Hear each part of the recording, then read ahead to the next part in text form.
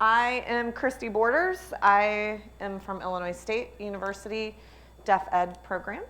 So, hi, most of you I know. So, I'm Christy Probst. I am a graduate from Illinois State University, and now I work for the National Center on Deafblindness. And I'm Stacy Bach, ISU, Department of Special Education, and so excited to be out of DeGarmo Hall today, I can't even tell you. oh boy. Very, very true. So one of the things that we're going to say to get us started today is we have talked with you all for many, many years about different interventions, different ideas of ways to work with students who are deaf with multiple disabilities. And what we have kind of come to as a team is that if we present interventions in isolation from one another, sometimes we miss that whole package piece. And so what we want to talk to you guys about today is structured teaching. And I'm guessing all of you have heard the term structured teaching. I'm wondering, or we are all wondering, what you think structured teaching is, because it's an actual fidelity and evidence-based practice, has many components that's very structured. And so we're going to talk to you about that whole package as an intervention package today. So let's start out with two questions today. And we need you to think about rating yourself on a scale from 1 to 5. First of all, there's no technology allowed in this process, right? When we talk about structured teaching. Yeah, don't Google it. No Googling. No if you're Siri. on your computer right now. Hey Siri. Don't open anything up. Don't even look for an image. Don't do anything. Just rely on you. Okay, so two ways we want you to rate yourself. First of all, how structured is your classroom? Just want you to think about your classroom as an environment. How structured is your classroom? And how structured is your instruction, your teaching? How structured would you rate yourself from 1 to a 5? Okay, so take a few seconds. So 1 is not at all. And I'm sure we have probably no 1s in here. And then 5 is very structured. But remember, you guys, we have to think about what is structured teaching. Okay, so now we're Write your number down. Right, yeah, right. Do you have Both numbers for your classroom and for your instruction. I realize that the bottom thing isn't showing up there. Oh, look at that. Huh. Oh, it is missing. Yeah, it says no comment.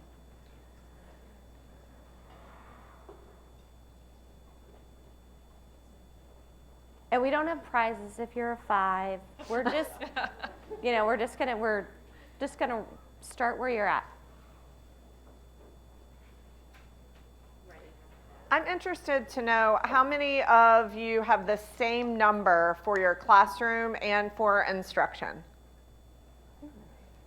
Oh, not as many as I thought there would be. Okay, how many of them are farther than 2 numbers apart?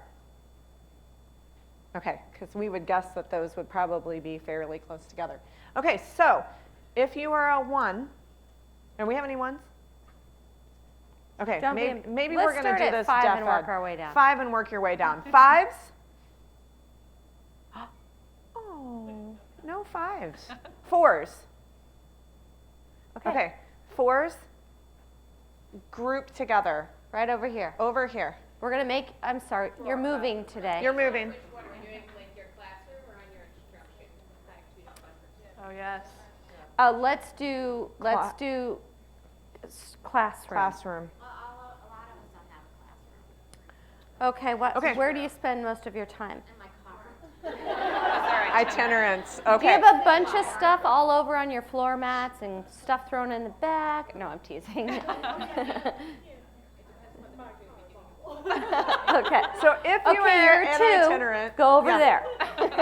If you're an itinerant, go with your teaching number. If you only have 1 number, go with that number. So have 4s come up here to this paper, because you all are going to work together there. 3s. 3s. So maybe we should 3 divide them up so they're not over all here. crammed. 2s. No 2s? No twos? No I don't know fives, that no everybody has twos, raised no their ones. hand. Okay. They're all fours and threes. So maybe we should split into two groups for those. Yes. How many of you abstained from this vote? Because some of you are still sitting. So if your group is huge, which I'm assuming it is, you guys can split in two, and we'll go to the back one and the front one, and then, okay? Markers. I have markers. You grabbed a marker. You know how this is. Raven, come grab a marker. You can pick your color. See, that's the problem. When we know your name, I'm calling you out. You have to volunteer. You're voluntold. No, that's too American. I gotta just get over. I was just gonna say, I'll do this. Yeah. I need more colors. Okay. Absolutely. All right, so without Siri's help or Alexa, isn't that the right? What we want you all to do as a group of those of you who consider yourselves pretty highly structured, and those of you who are picking the neutral number and going with the low risk group, okay? Yeah, we get you. We know where you're going here. We need you all to talk as a small group, and maybe this needs to be 3 different groups because there's a lot of you non-risk takers in here right now. Write some bullet points on what is structured teaching. Define it for us, because then we're going to define it for you. But work together, come up with some bullet points, maybe some descriptors, something like that. What is structured teaching to this group of people? And eyes on your own paper. Oh my gosh, study carols. Study carols. Okay, Right? It's bright. where is my representative from this group? The 3s that listed all the 5s.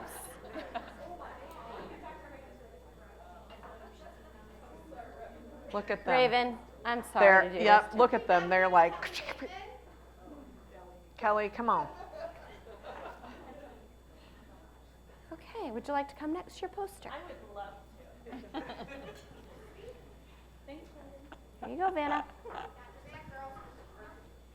Okay, so we very openly admitted we weren't really quite sure what this is, but we think these are good things that you should do for structure.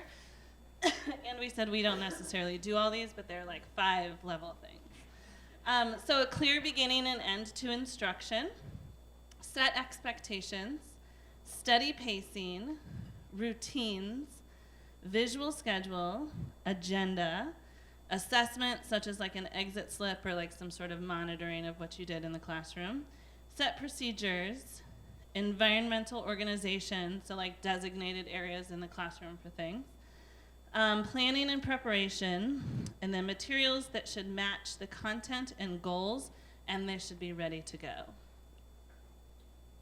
What do you guys think? All 5s? Excellent from our 3 group.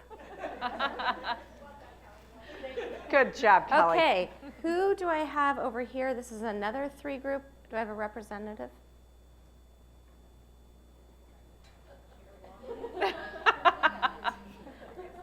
TikTok. Are you serious? You do know that I'm a behaviorist, right?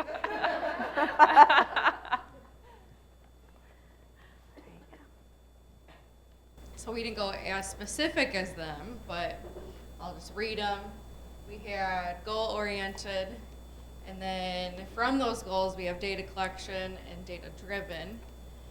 Planned and prepared, we have routines, we have centers. With centers, we have a variety of instruction.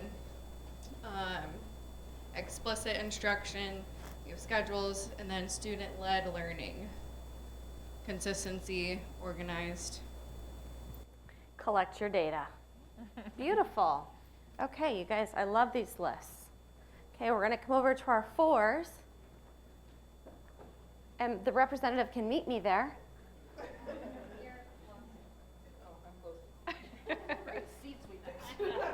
Yeah, you two should know better by now. We said defined beginning and closure, visual schedule, regular routines, students, staff, paras, everybody involved with the student know the goals, defined areas in the classroom, the setup, behavioral expectations are posted and taught, and transitions are prompted. Beautiful, beautiful. Well, I would say that all of your lists are 5s for sure. As teachers or as itinerants when you're going into classrooms, it's hard to be a 5 at all times, right? It's hard to be a 4 at all times. It's hard to incorporate all of these things in. So when we look at structured teaching, we know it's developed by Division Teach, right?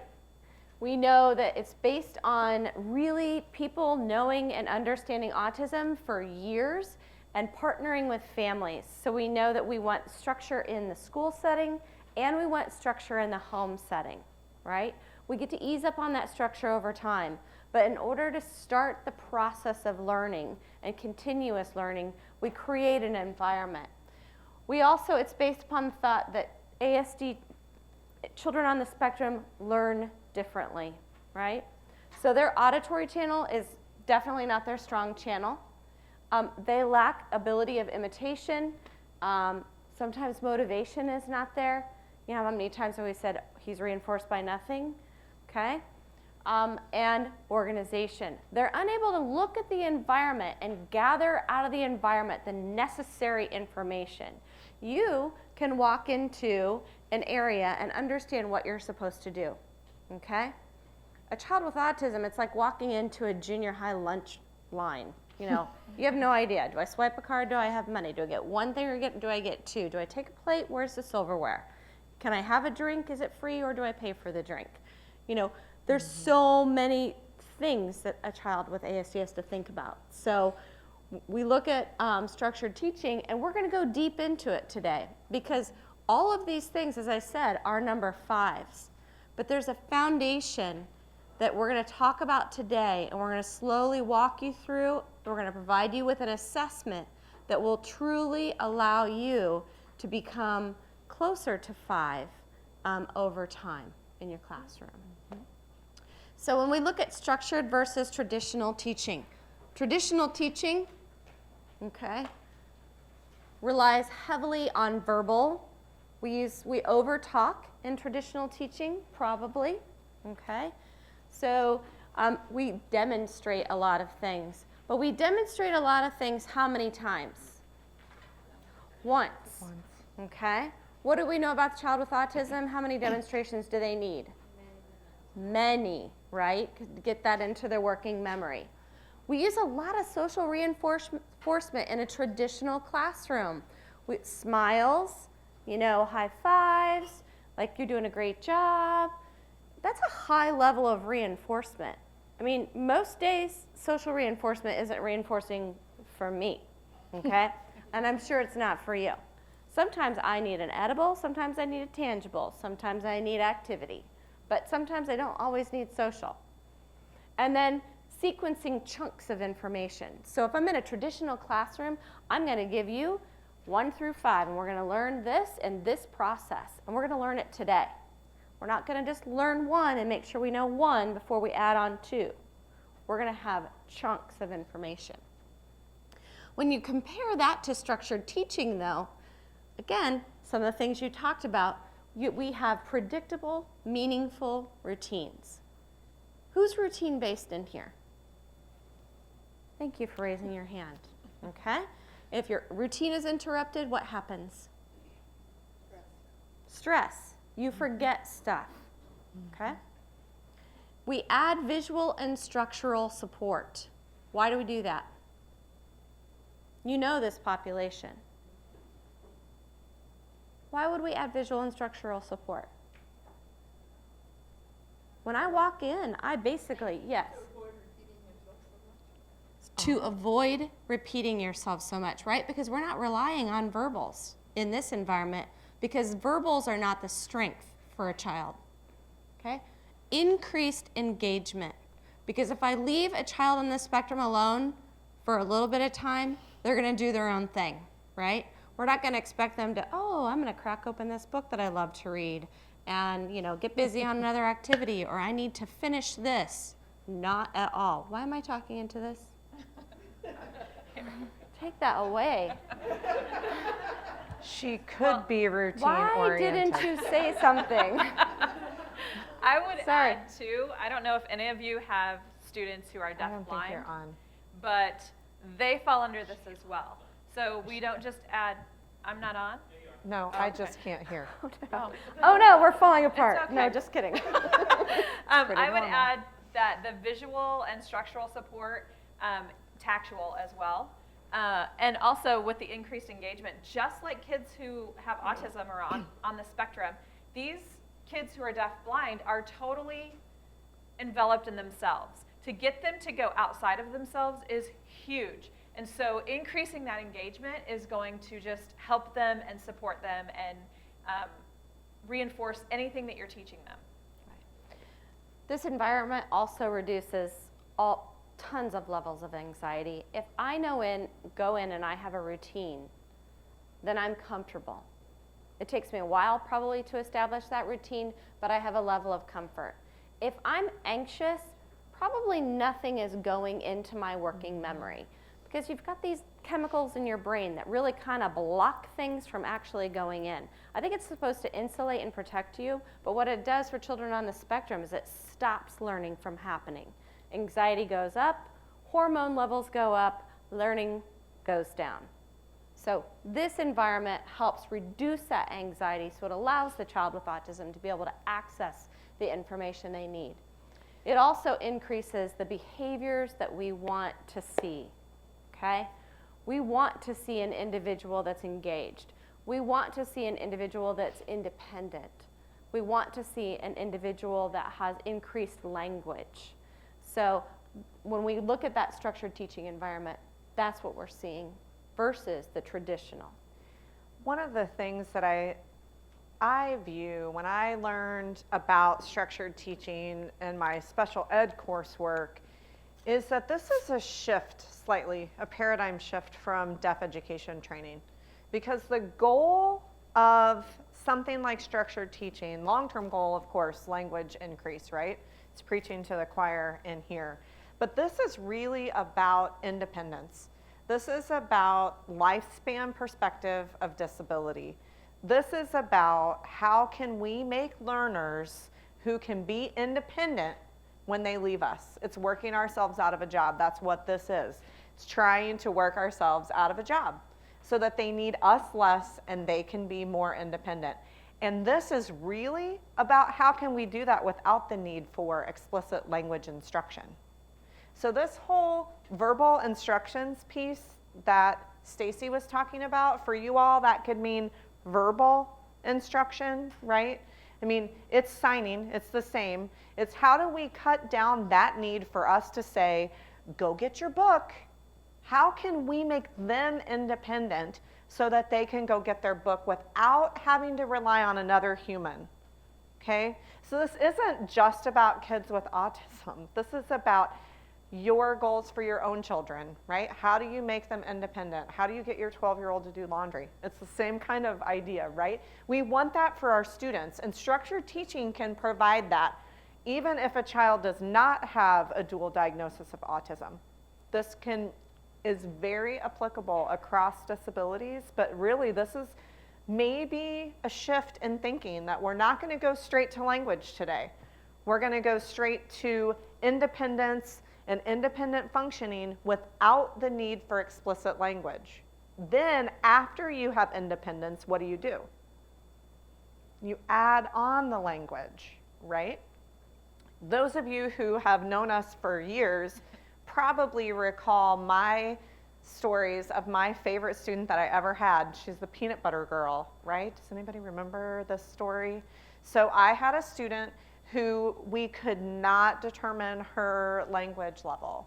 She was very, very complex, multiple disabilities, lots of things going on, and she had just received a cochlear implant. She was 3 at the time. So she was 3, had received a cochlear implant from an implant center who said she's implanted, she has to be verbal. So I had her in the cochlear implant center in Nashville, and it took a while for us to work with the parent and say, you know, can we just add in some functional sign? Because she was unresponsive to oral techniques. So lots of tears from mom. We'll add in some functional sign. It was still way up here for her. So we had to break it down. Well, how about we try assistive technology? So the first one we put in place, too complex. Went down, went down, went down. With every decrease in language complexity, we had lots of tears from the parental units, right? But we had to get all the way down. We got down to where she could be independent. That level was eye gaze for help. Because we tried to watch, we tried just getting her, how can we make her independent for a request or any acknowledgement of functional communication? We had to get down to look up at us when you need help with something. We got there, we got to her base level. So think about this, you're establishing baseline, right? So we established her baseline at eye contact for help. Then, once we taught her what language meant and what that independence meant, then we could add on language. So it took a while, but we went from eye gaze to help, then quickly to an AAC device, quickly to being able to be mainstreamed. Within 4 years, she was mainstreamed in a classroom with an interpreter. But she did not understand what communication meant because we were presenting it way up here. So we were 7 stories above where she was. So this today, I want you to think about that we have to get all the way down to where they're at and where they can function independently, and then we can add on the language piece. Does that sound like a slight paradigm shift? I would even say that you have to consider that there are kids who are even lower than that, where their level of communication is their breathing increases, their rate of breathing. And so you have to pay attention to all those little bitty things and go down as far as they are in communication and start from there. And it's hard because you're like, okay, their rate of breathing increased. I don't know what to do. And then you're going to have to do some research and figure out where do I take them next. All right, so we talked about structured teaching is a framework. It is not, you know, we did a workshop a few years ago on work systems. We've done workshops on adding visuals to your classroom routines. We've done different components of this, but if you want to deliver structured teaching, it is all of these components, which luckily you guys all captured that across your lists.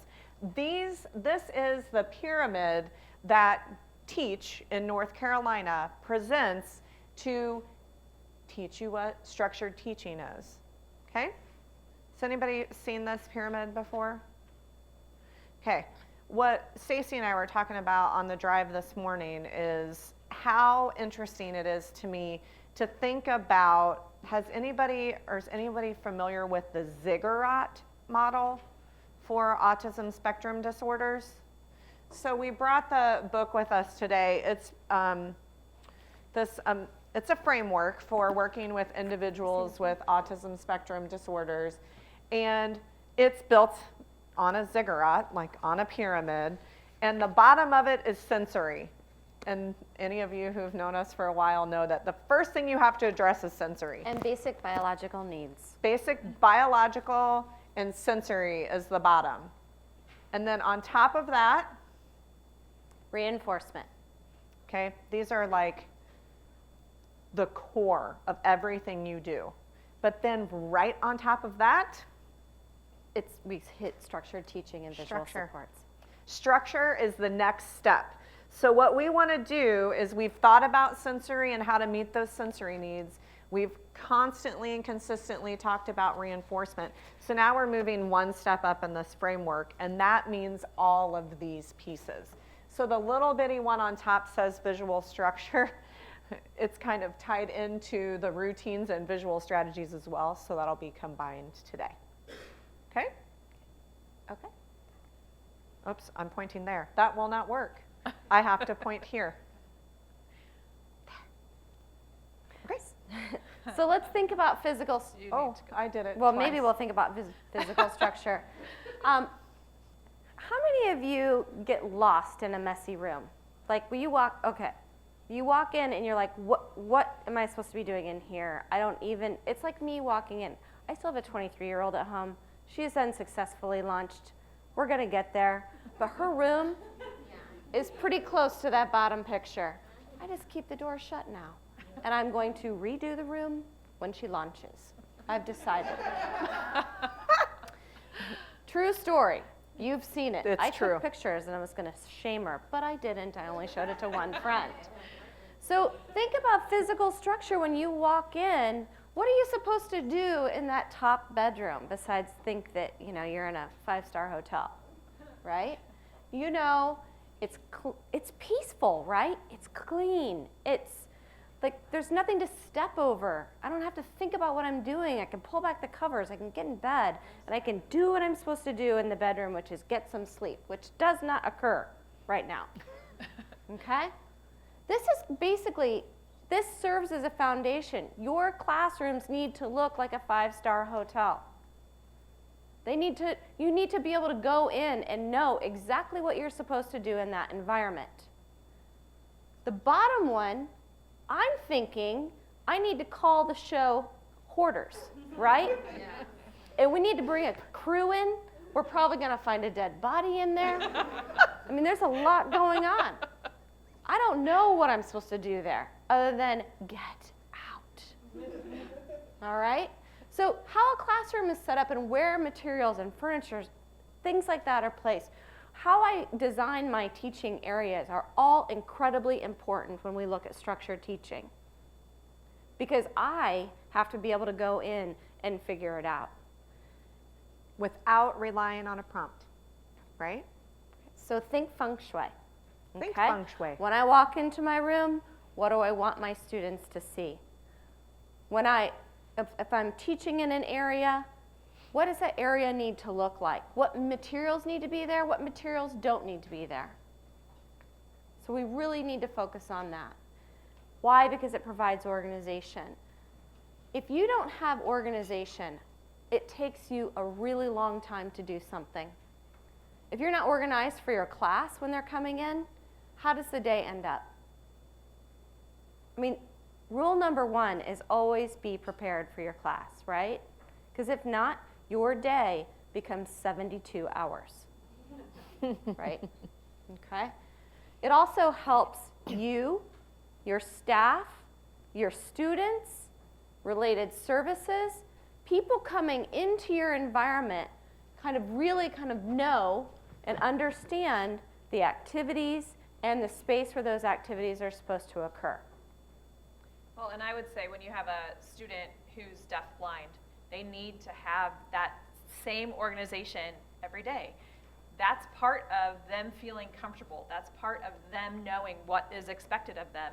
And if something changes, one small thing changes, they're going to be thrown for a loop and they're not going to know what to do, and then you're going to get the behaviors, you're going to have them shut down, and learning will not occur. And I think that you can say that for most children who have more significant needs. So we have this picture over here. It's a classroom and it's small. I don't know if you can see it. I'm not supposed to go in front of that because it turns blue. I can point. Okay. Here, I think I have a. Oh, look at that. Look let at there me. be a red light. Look at that. What are you supposed to look at? Can you even see that? Can you see that there's a desk there? No. What about all the stuff behind it? Clutter. Visual clutter. Not even wallpaper. That is just clutter. Okay? And baskets, and there's just so much that's wrong in that picture. I don't even know what to point out. But classrooms should not look like that because I don't know what I'm supposed to do there.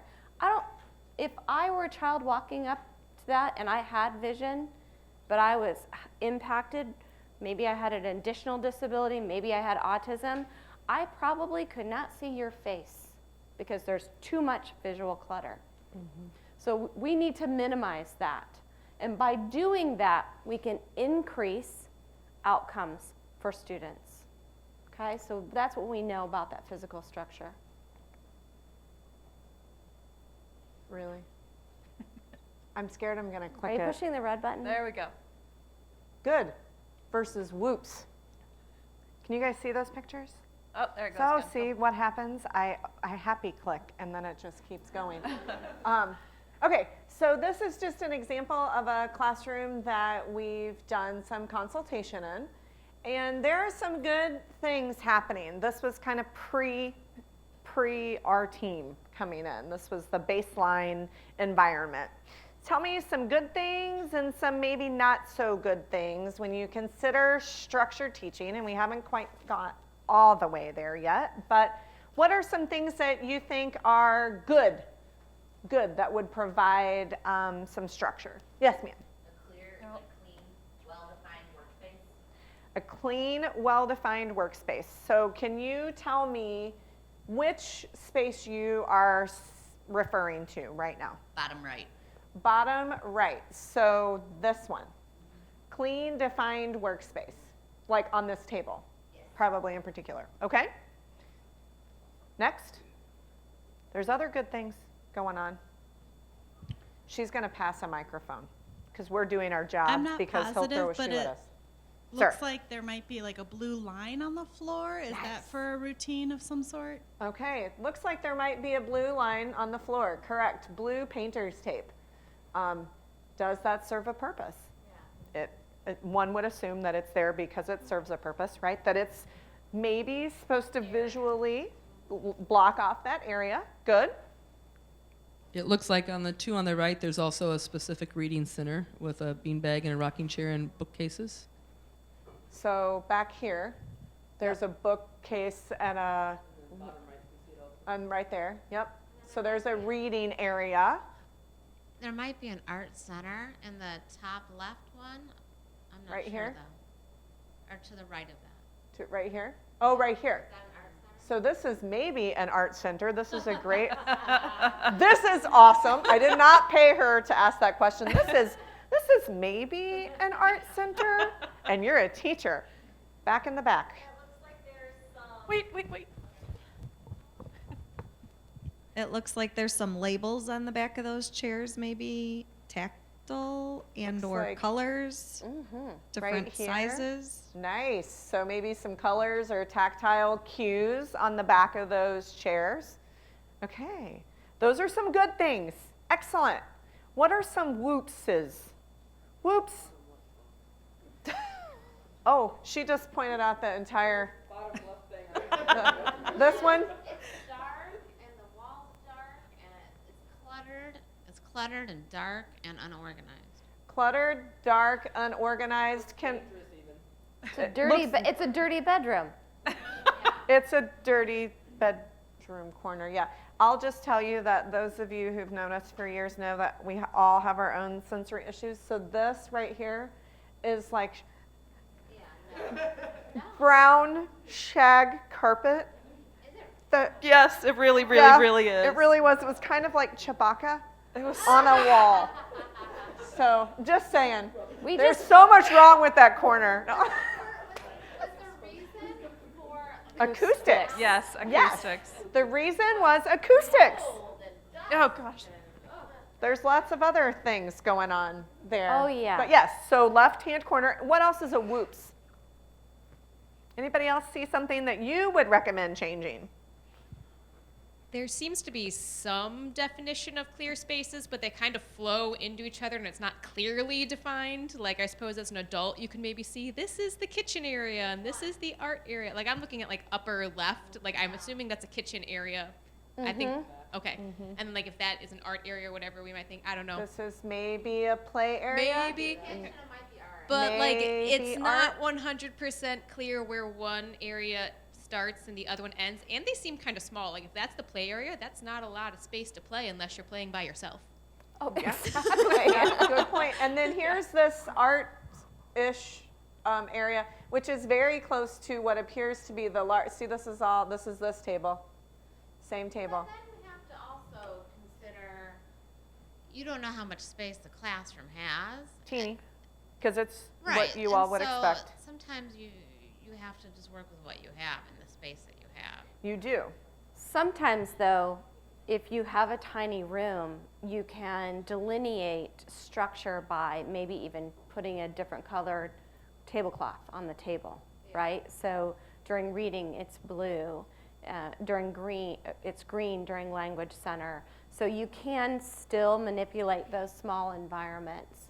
I'd like for you to notice the size of the chairs in this room. Yeah. They're pretty little. Well, most of them are pretty little. They're pretty big. These were for little This kids. is preschool. Preschool, okay? They're not the same. Will you look at the things on the walls that are supposed to provide them with visual Like information? way up here. Like, and- I didn't even look up that This high. one. I think that's brown. I'm learning my colors. I have to look way up. Or it's a meteorite coming from Here's the sky. Here's student work. Yeah, Way up. yeah.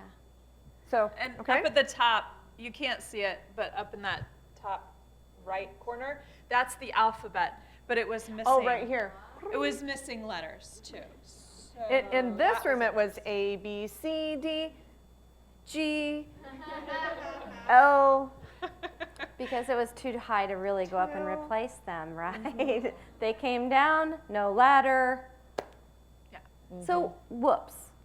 Yeah. Not Not end of the world. intentional. And not intentional, right? It's more thinking about, I need to get some structure in place. I need to make sure I have these visuals in place, but really not putting a tremendous amount of thought into who the learner was in the classroom.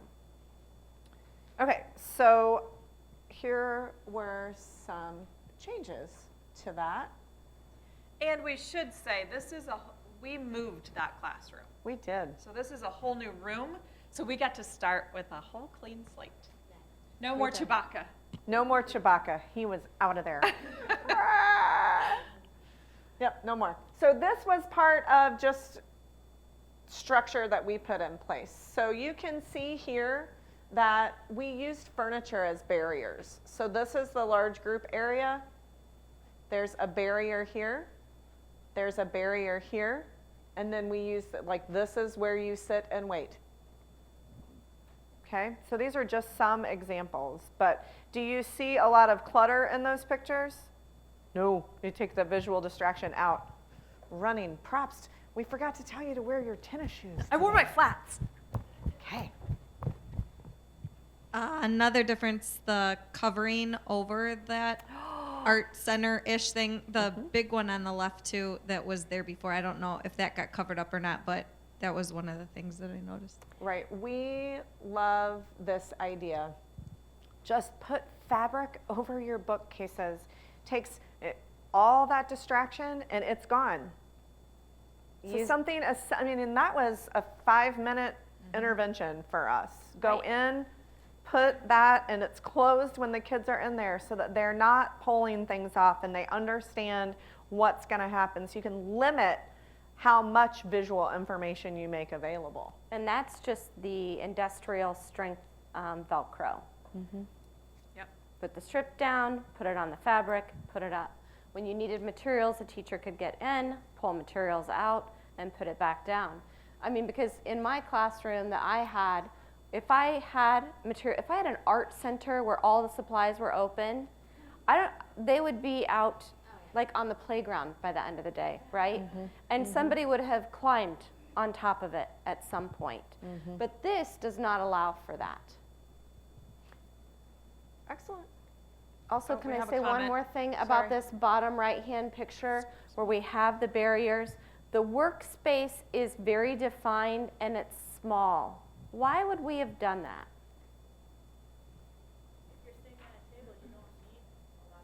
You don't need a lot of space, and honestly, sometimes It's containing them. yes, right. Yes, it is.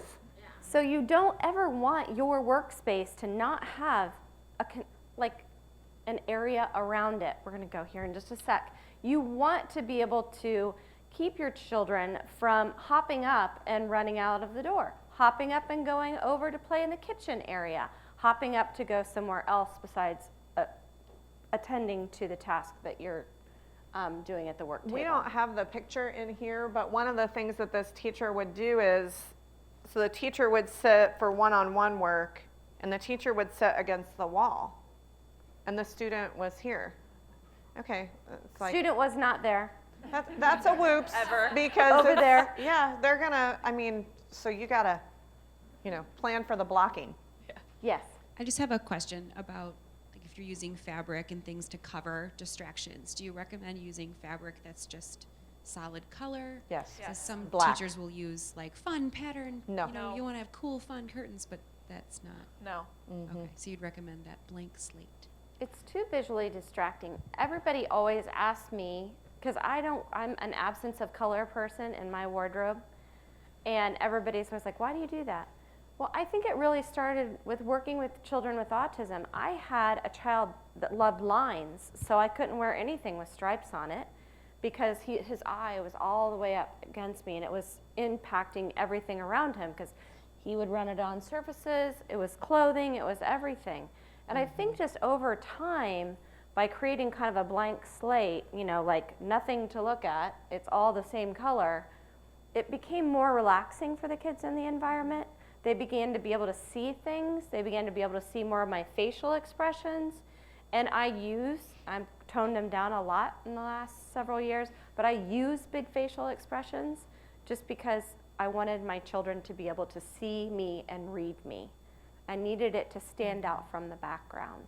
So you don't ever put like rainbows and unicorns to cover things because it may be cute in a regular classroom, hugely visually distracting in this one. And when you have a student who has some form of vision loss and there's patterns and they get distracted by that and it's too much, it's overwhelming. They don't really know what to do with all that information.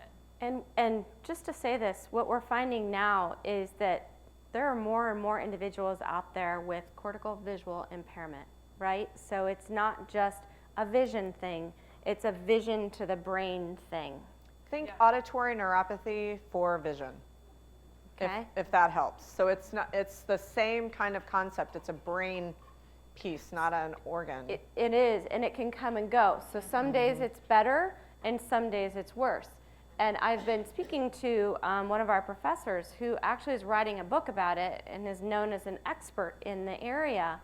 And I was talking to her about the fact, I was like, yeah, I get that, because when I go in crowds, I cannot see a face. I can't see a face at all. All I can see is just stuff. And she's like, really? She's like, a lot of people talk about that. And I said, so I have strategies. Like if she holds my arm when we go through the airport. Yeah, she does. She can't see at all. Cannot see. I can see signs because they're up and away from faces, but when it comes down to faces, I can't. If I'm in a large room and we're going to like a social at a conference or something, I literally am holding on to somebody's wrist because I'm afraid if I get detached that I'm not going to find that person until like hours later. So there are children that we don't even know. They're in your classrooms that probably experience the same thing. And I'm fine in a room this size. Double it and all of a sudden I can't see your face and I've known you for years, right?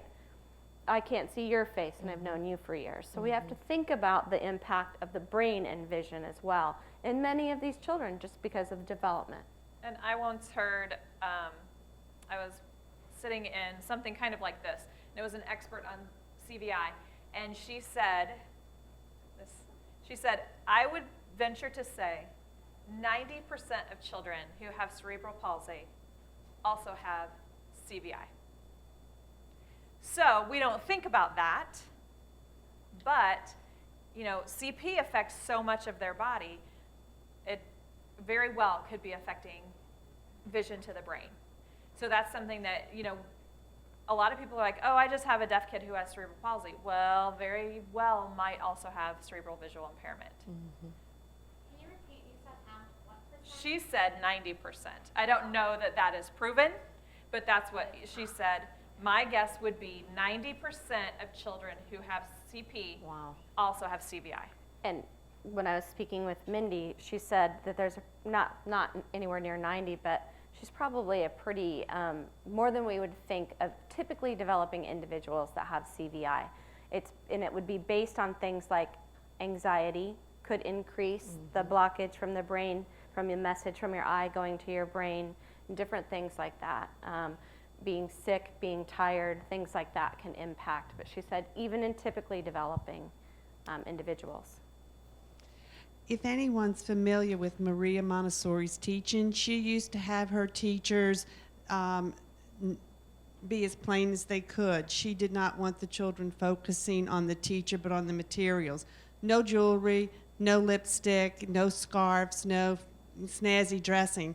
But then on the other hand, if you do want the child to focus on you, wear the red lipstick, wear the dangly, sparkly earrings. But Maria Montessori said, you don't want them focusing on you, you want them looking at the materials and not being distracted by how you appear. Mm-hmm.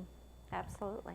I always think that the wonderful teacher stores that are out there are like the opposite of structured. I mean, you become a teacher because you want to buy all those great classroom supplies, but they're kind of the nemesis of students with distraction and students with autism in particular, but again, not only autism.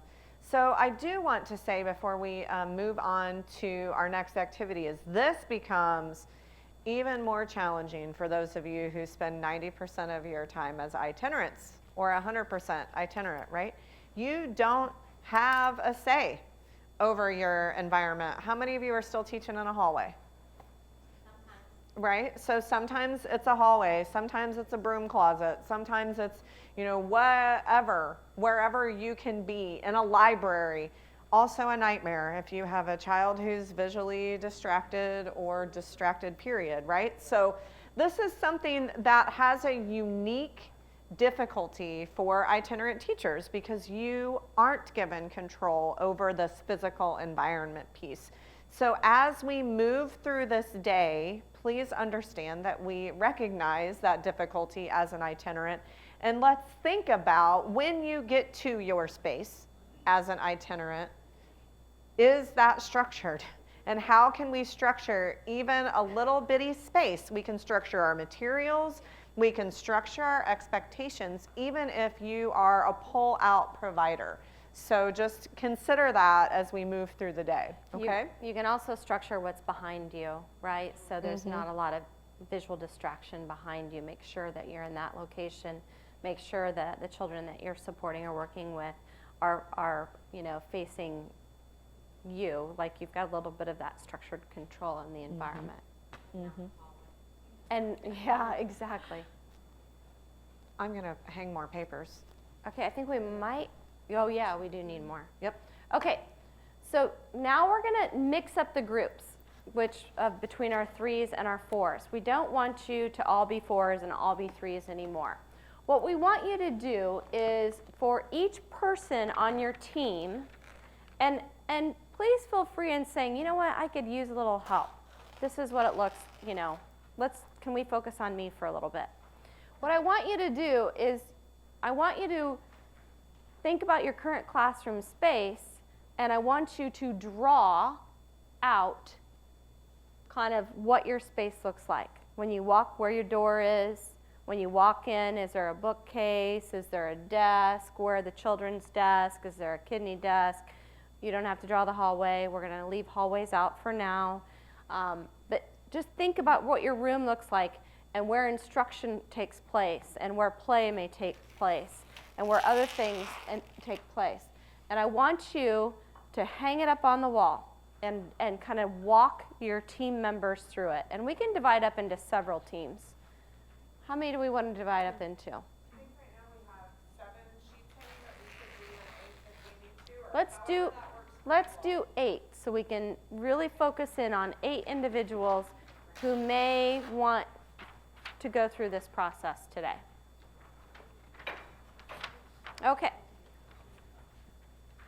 So we're going to go ahead and stand, and we're going to move to an area. Don't always go with your friends because you get to talk to them all the time about what you should do. Meet people you don't know in this room. Small field, but you may not know them well. Mix it up.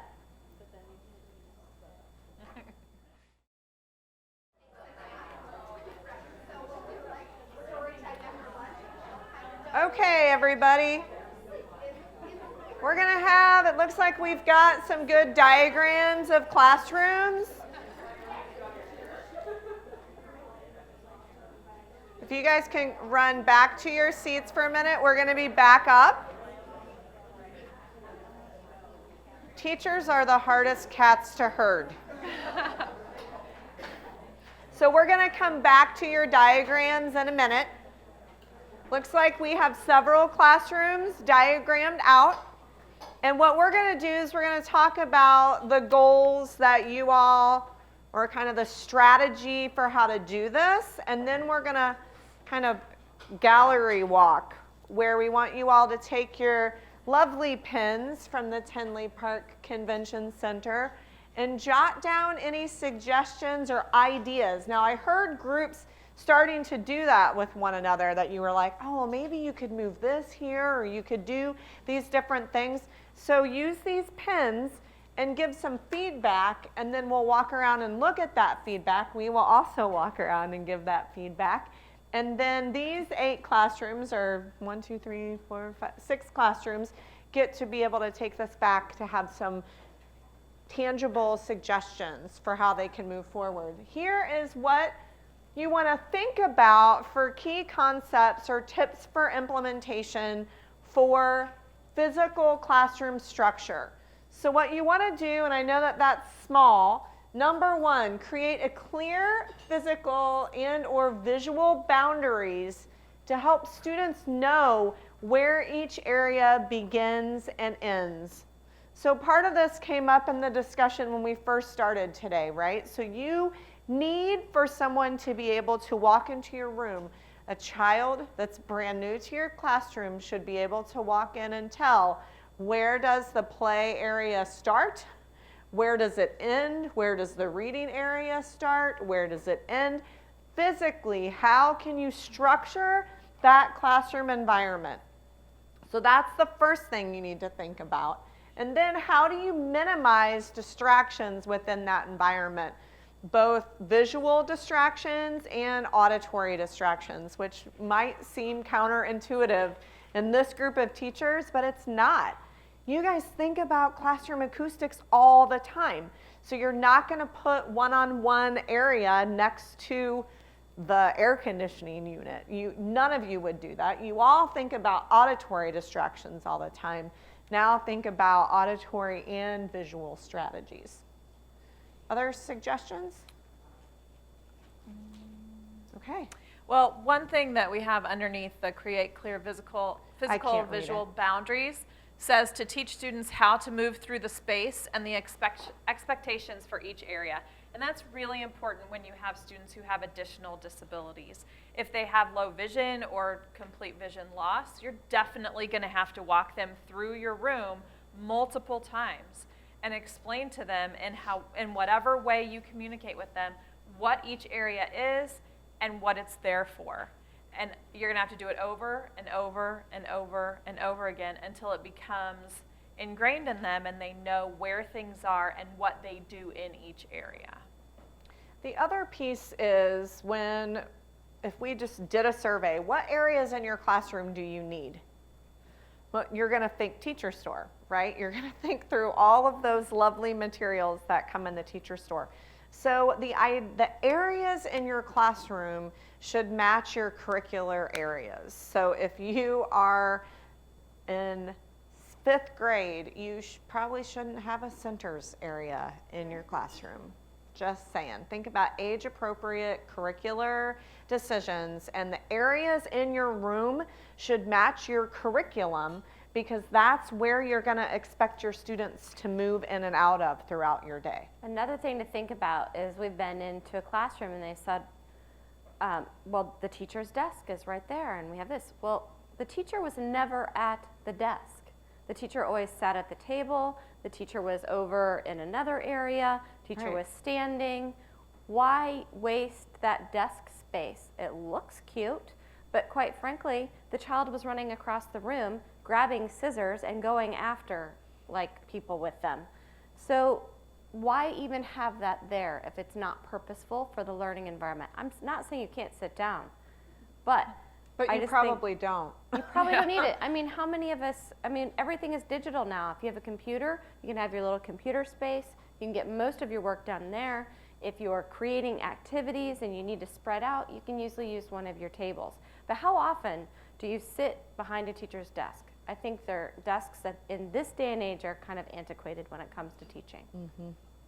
In fact, we suggested for one classroom Get there it was out. a counter, but like back where they would prepare food or do different things, and we said, get rid of the desk, put your computer right here, put your printer up on a shelf, and you just gave yourself an extra 4x4 space in your classroom, and with space is a commodity, right? So think about that stuff and what's needed in your curriculum, and then build your areas around that.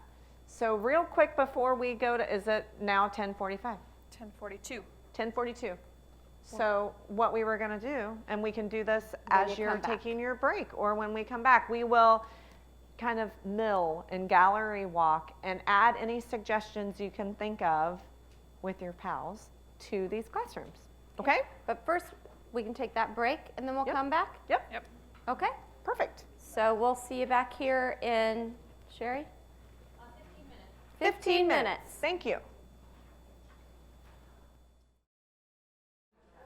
Okay, I'm hearing great conversation at these posters, but we are already behind schedule because that's how we roll.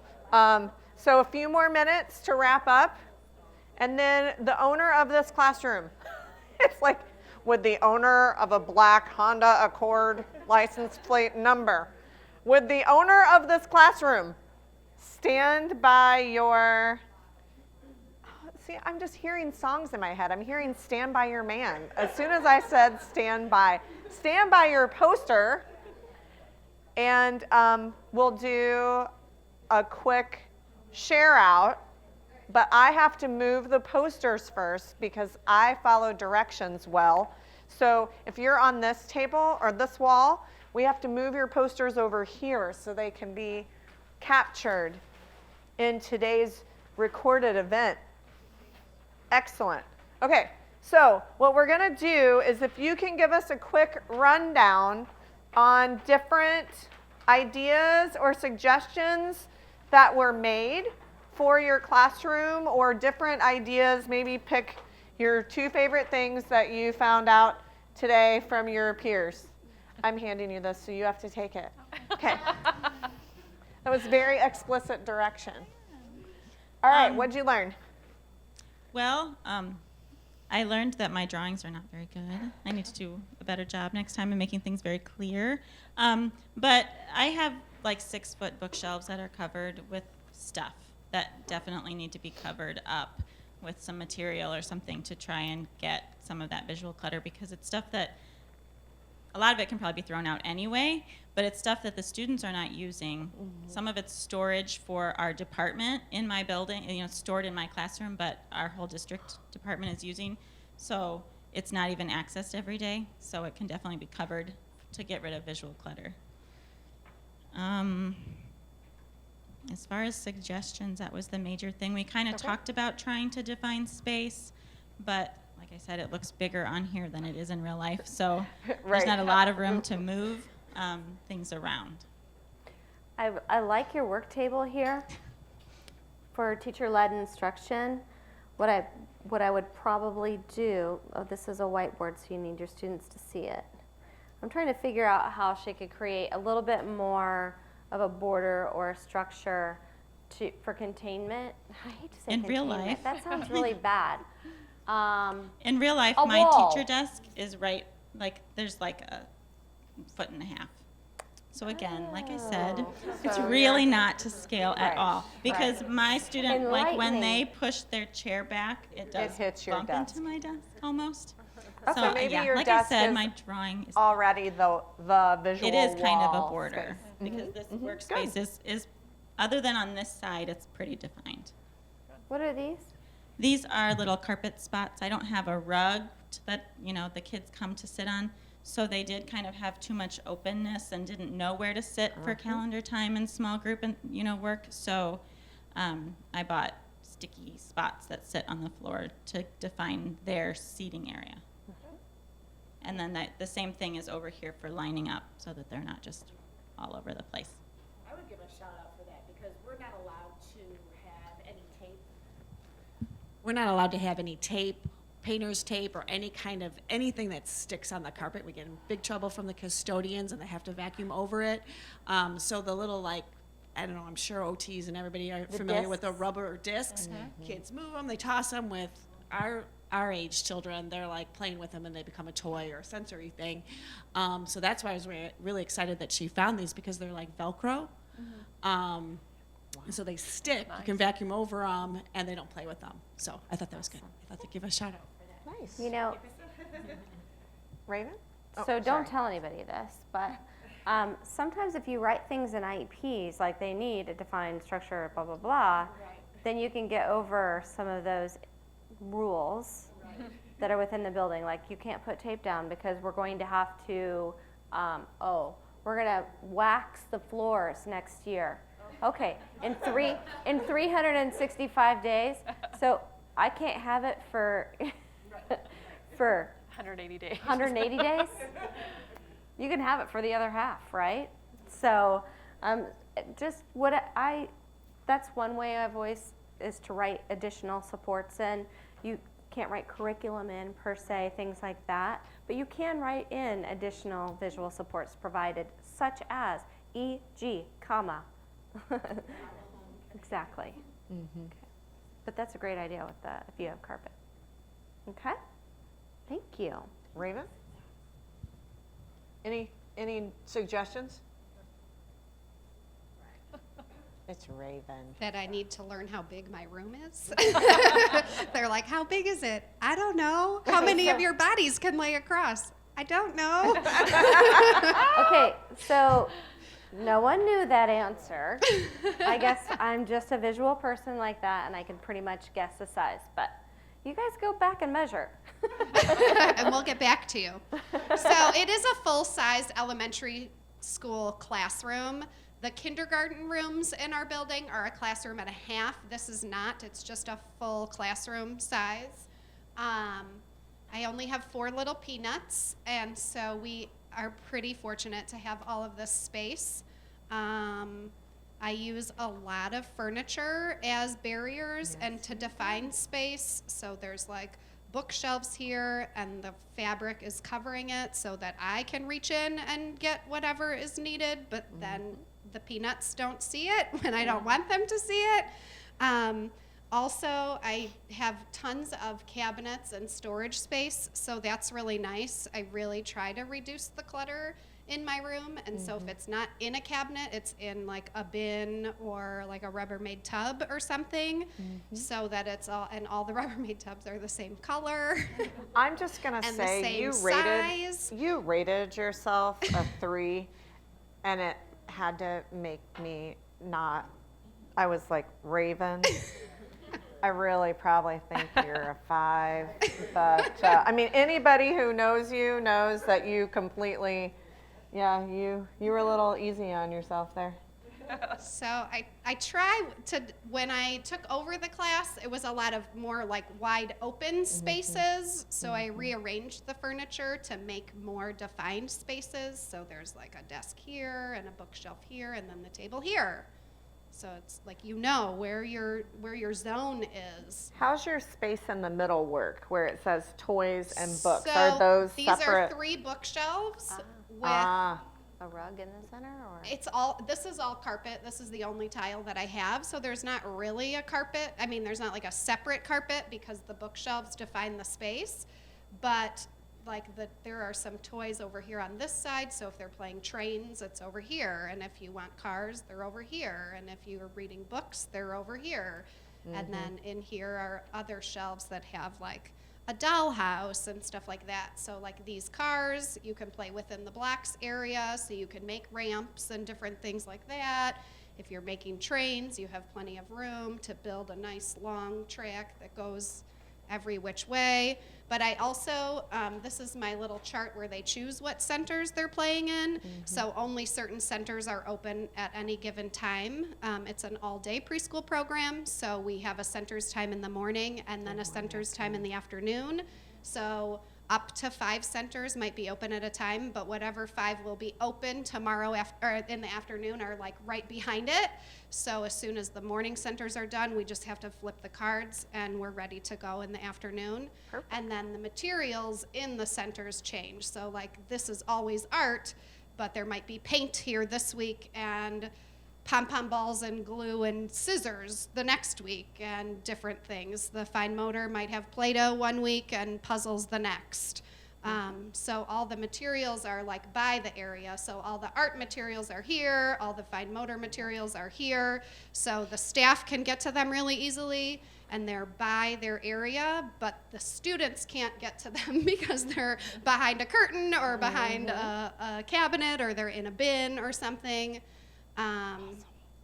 So you pointed out something that I want to make sure that everybody, if there's like a bullet that you write down, is to keep your materials in the area where you're going to be using them. Because you can have behavior occur, you can have a child leave the classroom, you can have all these things going on when the materials aren't in the space where they need to be. If you're teaching and you have to get up and go across the classroom to grab something and bring it back, You just lost you them. just lost them. Yeah. So having the materials in their locations is going to be one of the best things that you can do. As far as, you know, when you're planning your instruction, make sure, oh yeah, I'm going to need those there today. Those are going to need to go there in advance. It's kind of your schedule. And this was really kind of key because this used to be, when I took over the room, this was open. Which left for a whole lot of wild running area that now we can still march around our circle when we are marching to the music and we are marching to the beat, but it's not just this cattywampus wild open running space. So how about visuals? What type besides environmental? So all kinds of ones. You know, underneath my smart board is where I have like posters of the colors, and then it's all on the tile down low. I do have some sort of arbitrary ones way up at the ceiling, just so if random people come in, it looks like I have my alphabet at the ceiling like everybody else. But we also have like low to the ground, accessible for my little people alphabet. I was explaining to my group over there, this calendar center is kind of a funny thing because my students sort of developed it on their own. We actually do calendar over here by the smart board, but then they would like play school in all kinds of other random areas. So back here is this little nook where they play school with each other. And so we have like a duplicate weather chart and a duplicate calendar and duplicate pictures of them with their names, and just of their own accord, they will go back there and play school. And there's little dry erase boards and little personal chalkboards and things that they really love to go back. And there's like the alphabet with letters that they can match and all kinds of stuff that really I can't take credit for. They grew this center based on their interest and liking to duplicate what we do in our centers. I'm going to correct you. You can take credit for that because many teachers would have missed that opportunity to allow them to do that. So I am going to allow you to take credit for that. Thanks. As well as taking credit for your actual ranking of 5. So thanks. Awesome. Thank you. Yeah. Awesome. Okay. We have a made-up classroom here. This is middle school. Where is my middle school person? I'm going to make you come up. You don't have to stay long. Oh, here I am again. Maybe I wanted this today.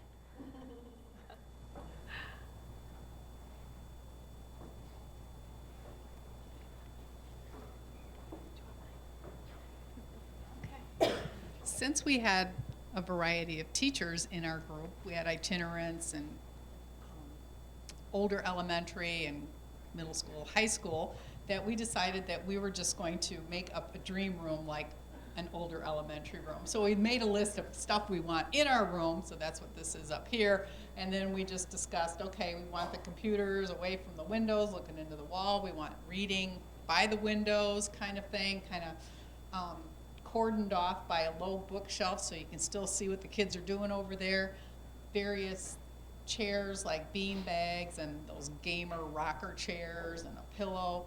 And then have a teacher area over here where all the teacher stuff is. So, you know, this did not work out well in the drawing. We needed the little clip art things to kind of just move it around. Over here is our table to do group instruction, and we wanted to make sure that the kids could still see the smart board and that the teacher could still keep an eye on what's going on in the room. And then over here is individual work and the computer center. So that was our dream room. And the dimensions are 30 by 30 or something like that. I don't know. It is a dream. Not true. Right. And a small kitchen. With a There we small are. kitchen. So anyway, that was ours. Okay. The one thing that I just wanted to point out about that room, which is great, is when you have students who have vision loss, consider if it's too sunny, it might be too much for them. So just kind of think about making sure you have curtains. The other thing is sometimes when you have kids who have multiple disabilities or who are deaf-blind, having some of those novelty chairs is sometimes a detriment to them. So just kind of think that, you know, a chair like this might be perfect for them because they like that stability. It's hard for them to think outside of themselves, and so to have those chairs that are more loosey-goosey kind of freaks them out a little bit. So just suggestion as you're thinking through those things. Awesome. Thank you. Okay. We have a purple classroom with a desk blocking the door. So here's my not to scale disclaimer. Again, I was not so good at using this space. So it's a regular full-size classroom. I have first and second graders. And I've had anywhere from first to fourth, but this group that I have this year, they're younger. And I knew the kids coming in were not going to be able to handle desks, so I kind of just shoved the desks, and I didn't have enough desks for all the kids that I got. So I got a new table and or a repurposed table from somebody else, and just kind of moved things around. So I moved my classroom around, I don't know how many times before the kids came, and then they came, and then I moved it around 3 or 4 more times. And here's what happened.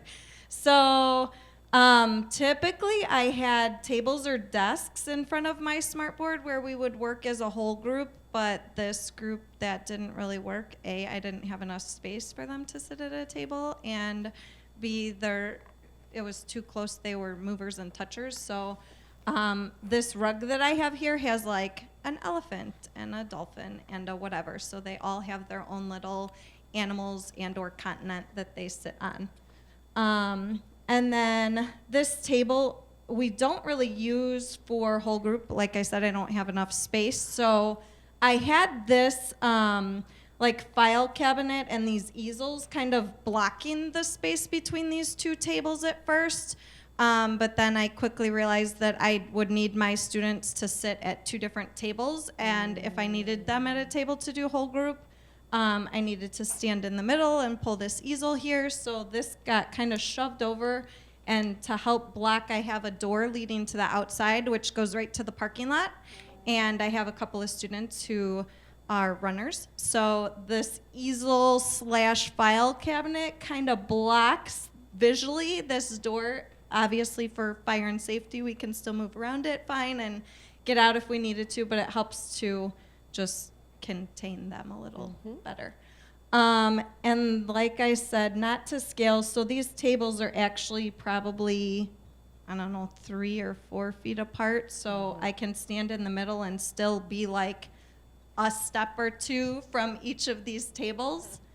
And then this rug, there's also this giant heater here. So in my classroom, there's built-in shelving, this ginormous loud heater, and some more shelves. So I can never teach anything on this whole side of my classroom because of this sound. Sometimes. So I have to teach over here. So most of my teaching happens at the smart board for a whole group. They'll be on the rug in their own little spots, and then we kind of disperse to different areas. So Again, a couple of the kids that I have coming in had sensory issues, so I got some desks from the junior high and raised them up as high as they could go and put rubber bands on the legs of them so they can stand and work at a desk when we go to individual work times. These desks also butt up to the table so I can fit a couple extra kids if I need to, but they can also move if they need their own little workspace. This table usually gets used for mostly just centers or if they're not working with me. And then housed back in this area are reading, math, or OT centers and games that they can pull when they're working during this time. And at this rug, there's books, so if they're doing individual centers, they can access the library that's in my classroom. And there's I also called the janitor. I was like, hey, I'm looking for a little table. They can sit on the floor, but it has to be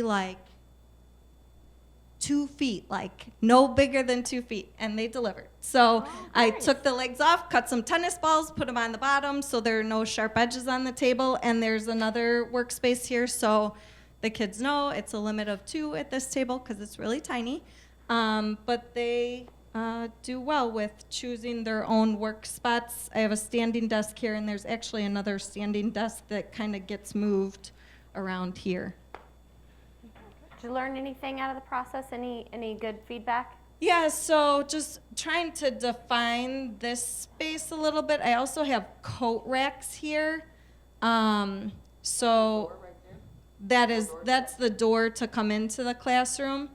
I didn't talk about this area either. So I have these 2 probably 4 foot long, about this tall dividing walls. The social worker is housed in my classroom. She's only there 1 day a week though, so we use that for one-on-one workstations with students as well. So then my work materials, since I do most of my stuff is on this shelf here, but I could block that off so that the students can't access that. So those were a couple of feedback. Anybody else? No? All right. Great. Thank you. Thank you. Okay, and our last classroom? Oh, there's actually There's 2, more. but we're going to have to move quick because we are running late. There's one back there too. All right, I'll go quick. So I'm the social worker in my building, and I have a super small office. So I chose to draw a classroom where my most difficult kid is right now. And the woman who inherited this room this year, who's a saint, this room has had 3 different teachers in it in 1 year. So you can imagine the accumulation of random things that were abandoned in this room that we don't have time to purge. And so this is what happened.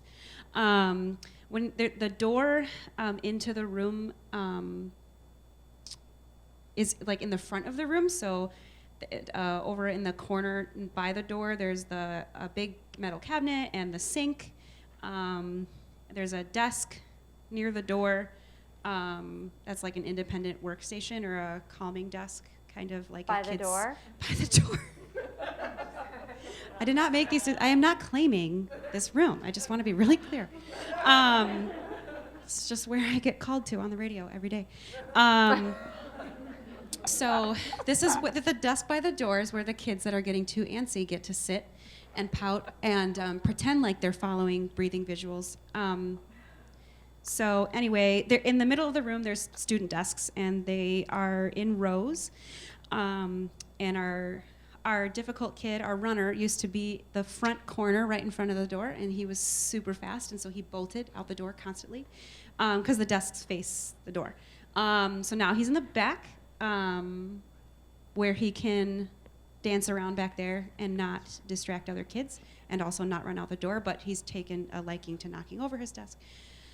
Anyway, in another corner over here, this is where the board is, where the projector projects onto, is in the corner of the room, and there's a kidney table in front of it.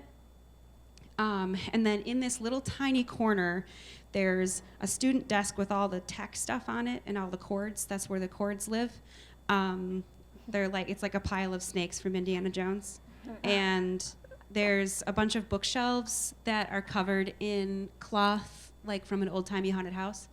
And There's a Okay. teacher desk in the back. It's just a lot. It's a lot. Who wants to volunteer and go? Like, I'm ready. Yeah. So we have a lot of suggestions. I mean, there are a lot of suggestions for this is not even the worst room, okay? It's, God bless. But so one of the suggestions was that the student desks be eliminated because they don't even really hang out there except for to like shove random things in there and then they have to clean them out. It's just kind of more of a chore. And there's another kiddie table over here. There's like a calming area in the room, which is really just where the kids kind of sit in a small space and play with toys. Sounds like a reinforcement area to me. Yeah, it's real hard to get them out of there. So, there's just a lot of stuff and all over the walls and on the shelves. And so a lot of the suggestions was just like straight up purge, moving some desks out of the way, maybe eliminating the teacher desk because she doesn't really use it. Yeah, that was a lot of the suggestions, but. And I see no curricular purpose. Yes, that's our takeaway key word from this is whatever doesn't serve a curricular purpose. Right. Needs to go. Thank you. Okay, last one.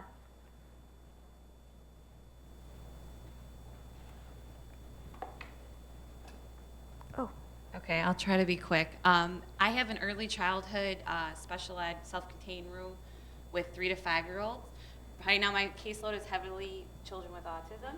So the way the classroom is set up is the door, and I don't know the dimensions, it's just the classroom to me. It's just where I go every day. So the door, as soon as you walk in the door, up here is just like storage that closes, but right there is the snack table.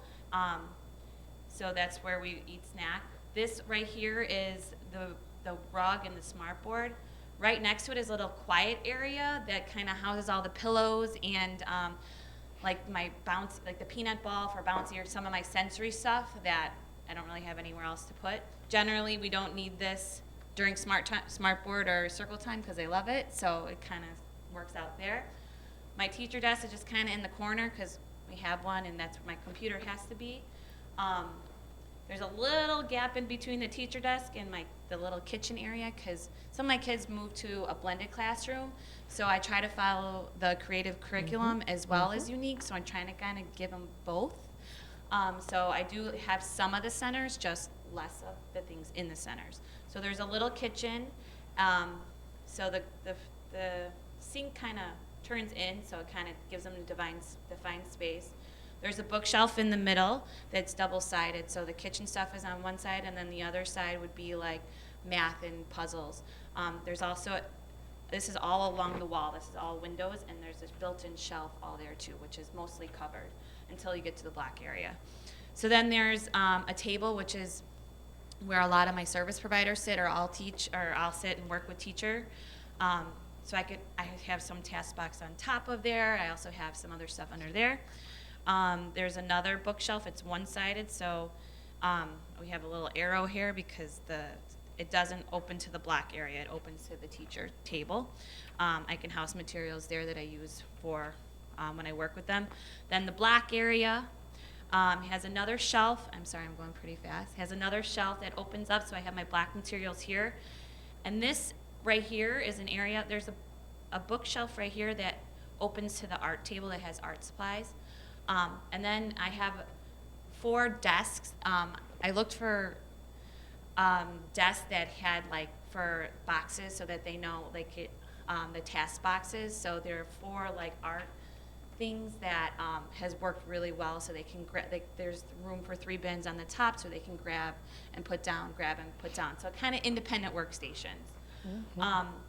So then that's all boxed off by the back end of bookshelves, so there's no openings to that. So then over here is the little opening where my workstation is the changing table because most of my kids are in diapers still. Mm-hmm. And then I have 2 toilets and a sink over here. Against one of the bathrooms just have like a wall that you could see over with these swinging doors, which are really dangerous. However, they don't listen to me. And then so I have my sensory table butted up right against there so they could wash their hands. And then on the other side I have another teacher sink. So it's right close to snack so that they can wash their hands, and then the garbage is there. So the art table, and I guess it's not really, it's usually our large group table. So like after circle time, we always come and do like an art activity or sensory all together, because usually they're not all together, they're all separate. So this is the one table that we always come together. So in a nutshell, I guess that's my room. A lot of my areas have rugs. So there's, in the kitchen, there's a little rug. So there's the visual there too. Good. The only one that doesn't is Have. And I also have 2 program assistants in my classroom to make this all kind of work. Wonderful. So. Wonderful. Thank you. Couple of things. We spent some time on this because it's important, because remember the very first 2 things that we're going to look at are meeting a basic biological need, right? And then we move up to reinforcement, and then what is next is structure. So this is kind of like the heart. If you think about that, if it's not arranged in a way that provides the structure that a child needs, then you're not going, anything you put into that environment, you're probably not going to get the most out of it. Okay, so we're going to move up one level on the pyramid. So first and foremost is try to get your environment set. So, and then Sherry provided this wonderful resource for you as well to give you some ideas for how to structure your environment. After that is the use of schedules. And I know that most of you use schedules. How many of you use schedules in your classroom?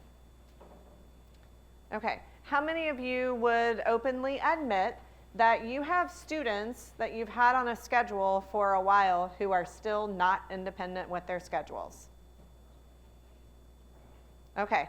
So I'm going to be fully honest with you that I am so excited to share with you all today something that, and we've been in this field for a long time, but something that I was unaware of. It is proprietary by nature, or I would have made copies for all of you, but I will tell you the name of them. But we're going to work through it today.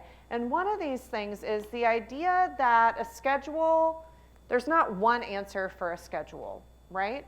But what is the most important is to think about how you individualize a schedule to meet individual student needs. And so we were lucky enough to really just reconnect with the assessment of schedules from Teach.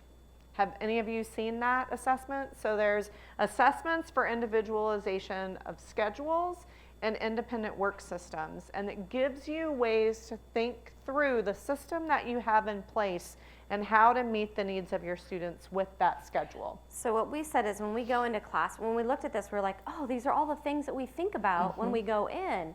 Somebody wrote them down. They took them straight, out of our head. It's kind of like when you're learning to do a functional behavior assessment. You kind of go long form, and then finally you can go in a classroom and in about 30 minutes figure out what's reinforcing whatever behavior is happening, because you're just ticking through those in your brain. Oh, is it sensory? Is it escape? Is it attention? Is it tangible? And you're trying to see where those connections are. That's what this assessment does for teaching schedules. And so where the environment told us really where things happen without the need for language, a schedule is going to tell you where and when.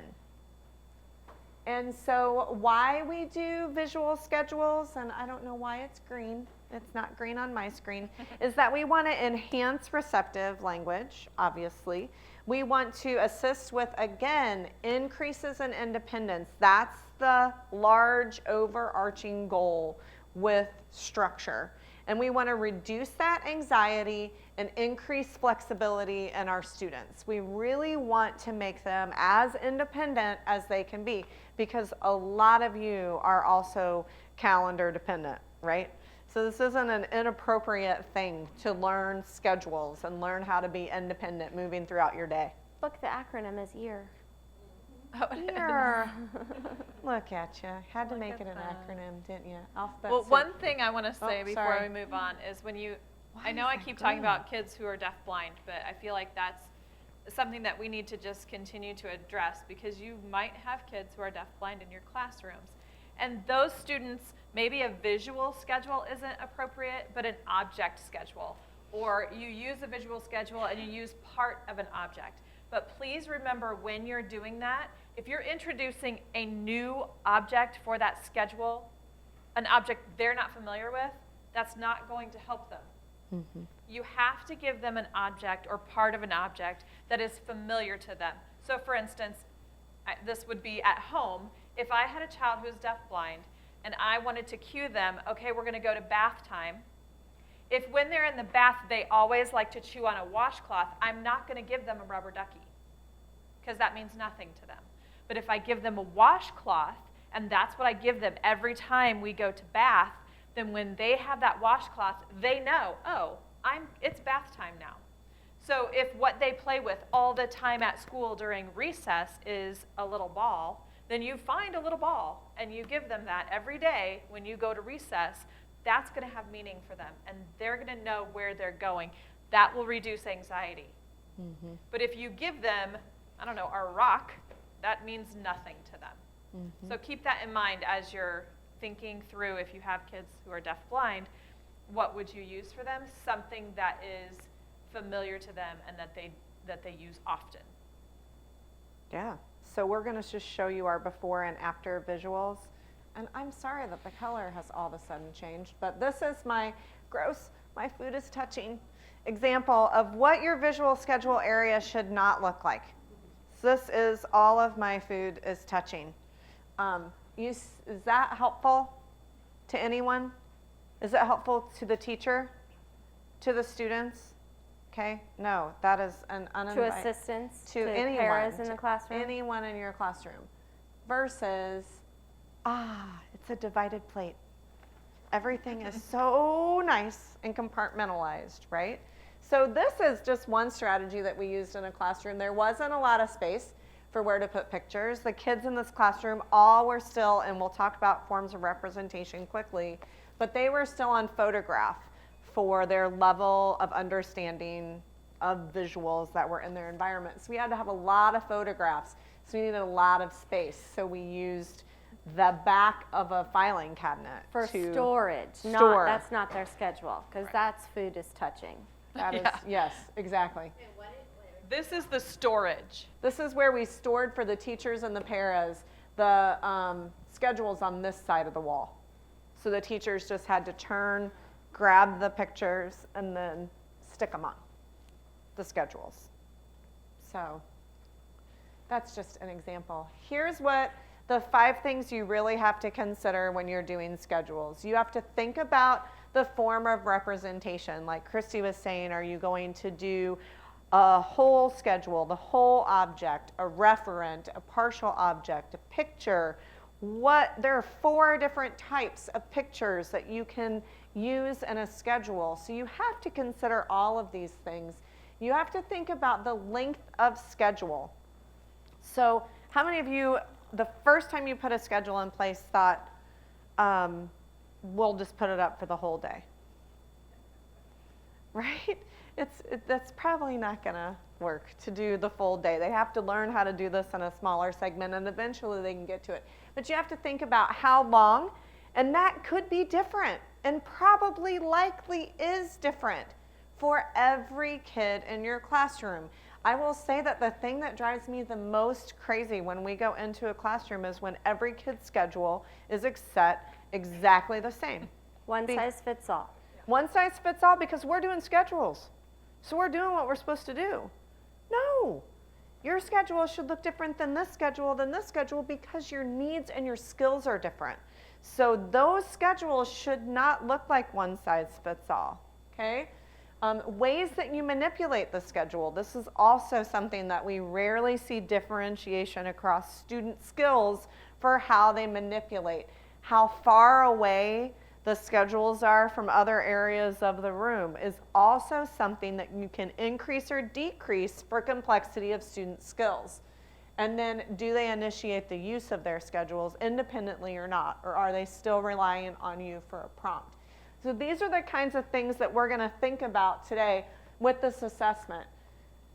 There are 5 skills that students have to have in order to be able to independently use a schedule.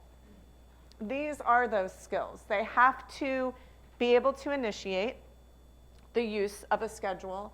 They have to be able to identify their own schedule, identify the concept of what is next has to be able to happen.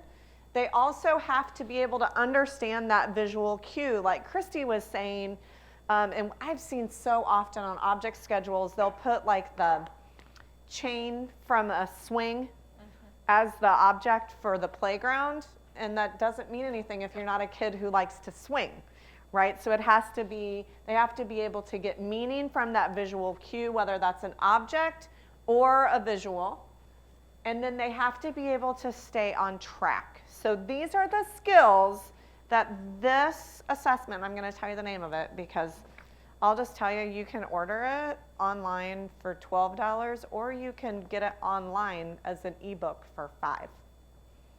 But I get nothing from this, but I can't print it because it's proprietary. It is called Teach, and you know Teach like T-E-A-C-C-H because it's that North Carolina group. Teach Structured Teaching Assessment. And what this is going to do is guide through individualization of the schedule and then the work systems. So we'll get to work systems after lunch. I don't have a watch or a visual. I need a visual. Where are we at? 'Cause 11:47. Okay, I'm going to work. Okay, think about someone. This is who I want you to think about. The student that you would like to start a schedule with, or the student that you've had on a schedule that just still isn't independent. Those of you who raised your hand and said, I've got the student that's been on a schedule for 3 years and we still have to prompt them through everything, I really want you to think about this student as we move through this. So we're going to show you how this assessment works. This will show you the differentiation of skills. Okay, so what happens in this is it's going to be all this information just put into a different format. But basically, it's going to ask you where your student is along this continuum. So you're going to ask yourself 5 questions. The first question is, does she stop what she's doing to check her schedule at the proper time? Is she initiating when to stop and move on? And we already hear that is hilarious. No would be the answer from over here, right? No. So we would say number 1 for your student, right, does not go to the transition area to check their schedule. So they have to be given a visual cue each time. Okay, that is as far down as you can manipulate a schedule in terms of initiation. Chris, can you? Yes, we were actually talking about this, is that we kind of hate that that's as low as this goes because some kids don't even have initiation. And so thank you for saying that. What happens is if you have a kid who's not even at number 1, for initiation is you have to go pre-initiation, So right? this assessment is not for you right now, but we can get you here. Where does a student fall on this if they leave the workstation because the timer went off for that station to be done and they do go check their schedule? But they've received an 5. prompt. So the question is, Oh. where does the student fall if there's a timer and it goes off and they know to go to their schedule? Between 4 and 5. Between 4 and 5. So pretty high up in terms of complexity, right? So I want you to just, we're going to look at each one of these, but if you look at, goes from not transitioning and needing a visual every time to being able to be given a card that indicates you need to go, or some sort of object or visual, go check your schedule. They need to be given a visual cue that prompts. And so number 2, they need to be led to their schedule. That's one, I'm sure you all have kids at that level. Number 4, you can just say, go check your schedules. And they'll go and check it. So they've moved up in terms of this. How many of you differentiate your checking of schedules based on student skill? Okay, this is the goal. Okay, this is just one skill. This is initiation. Yes? So what would a 5 look like? Sorry. What would a 5 look like then? Because I'm having a hard time picturing any kid that wouldn't need at least like a timer to go off or something. Like, how do they know that this is the time to check their schedule? I think her example is a perfect one. Like, I've been in independent work. I now know that it's time for me to go, so I'm just going to get up and I'm going to go. Although the end of the work schedule probably tells them to check their schedule. So there's some sort of prompt, or is it the auditory prompt picks up on it and goes to? I could also imagine a child being in a workspace that's an independent workspace. I've just completed the 4 tasks that were maybe on a mini task schedule. And at the end of that, when I've completed it, I notify, because you need to notify your teacher, then I go to see what is next on my schedule. So it's pretty high, good skill set at that 5 level. Going back, though, is where I think some of you are at, where you have individuals who are fully prompted through everything. If you have that, I would definitely be using an object or a picture and an object, and I would not have a schedule place. That schedule would be with the child, because you can get, it needs to be in close proximity with the child at all times. Oh, I see this. This is where I'm at. So you're going to have that object, whatever it is, that represents, maybe it's a small book that you take to the book area where you're going to go over something. The child has that with them. You're providing it at that time. Then you begin to have the space in between, okay? At transition time, I'm sorry. No, at transition time. So every time there's a transition that you give them an object. Yes, So you you can would initially, because they have to begin to make sense, right? Because it's a different language for them. They don't understand that language because they're walking into a world where they don't already understand the social demands, because there's a clear language deficit probably in place, among other things. What about, so I'm thinking of a child I work with, he has CHARD syndrome. And can there be a visual schedule, a simplified visual schedule that's portable? Always. Because they always take him to the schedule, which is by the door on the wall. Teach it with him first. If they're not here yet, don't have a transition schedule area. It needs to be in front of the child at all times. What you're going to work on at that point, probably if it's in front of the child, is manipulation. I'm pulling a picture off, I'm putting it in done. But don't move it away, because the child needs to understand that those tasks are associated with whatever is on the schedule. You also may only want to put 1 picture on or 2 pictures on to see where they're going next. Like, this is what we're doing now, this is what we're doing next. Next, right. So reduce, go way back when you're thinking about that, or use objects and scale it back. Okay? So that's the gap we're talking about. We talked about the gap on the way here.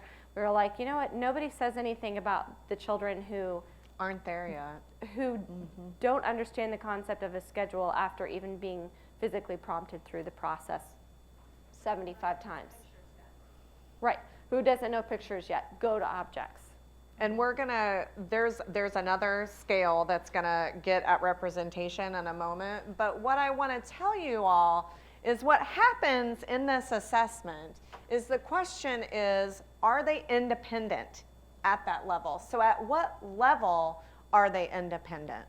So not that you have nudged or pointed, or where do they function independently? So if you haven't given your student the opportunity to try it independently, then you don't know where to go with this. So you have to kind of find where they're at, and if they're not there yet, they still require prompting from you, or they require a higher level prompt, then you back down a level, and then you back down a level. And this is how you individualize it. Does this make your jobs more complex? Wow, it does, because you can't just give one, go check your schedules and assume everybody, they're not doing it. They're not doing it. You already know that some kids do and some kids don't. So you have to individualize how you're going to work those schedules and work systems. So it's really, I love it. And I think you'll be surprised by some of your students that they can do more than you think they can. Because the classroom that we consulted with, we got that schedule up and running like that. And the teacher was like, I can't believe that they can do this. I didn't expect them to do this. So there will be some times where you step back and you say, okay, let's see what they can do, and they'll surprise you. Other times, you know exactly where they are. But sometimes we tend to, like parents, kind of mother and hover over them, not expecting them to do as much as they really can. And with one of my students, I had to do a task analysis just for our morning routine to come up and hang your coat and check your folder and get it in your mailbox. It was like a 25-step process. You have to hang your bag on the coat hook. You have to unzip your bag. You have to take the folder out of your bag. And we had to take pictures of him doing all of these steps along the way until he could then do those steps. And now it's been, you know, we could cluster a lot of those skills. Now we can show the open folder picture and he can get through the other steps. So sometimes you really have to like break it down more than you think. Yep. Stace. It's 57, just by the way. Okay. No, this is why we're here. Okay, this is what I'm thinking. I'm thinking I'm an itinerant now, but when I was in pre-K, I had 11 students.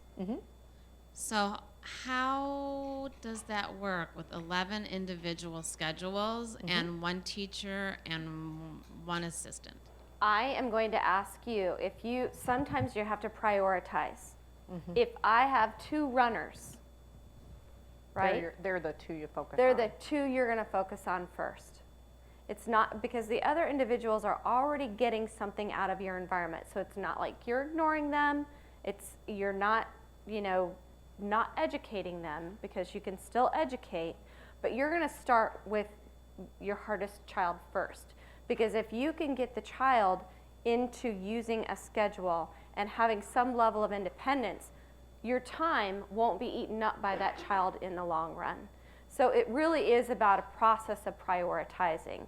And as I said, you would be surprised, because once it clicks and they get the language of the schedule, we had, within a day, we had a classroom that was kind of a nightmare classroom. When we first walked in, kids were everywhere. They were on Chewbacca, they were wiping stuff on the walls, they were climbing, they were in the play center, they were everywhere. Oh boy. They were. They were. I mean, it was highly distractible, even as an adult. The teacher was doing everything she could. Once we put the supports in place, we literally set the schedule up. We used 0 verbals and 0 sign, and we initially started physically prompting. We were able to back off to just gesturing to check the schedule. And literally within a day, 75% of the kids in that classroom.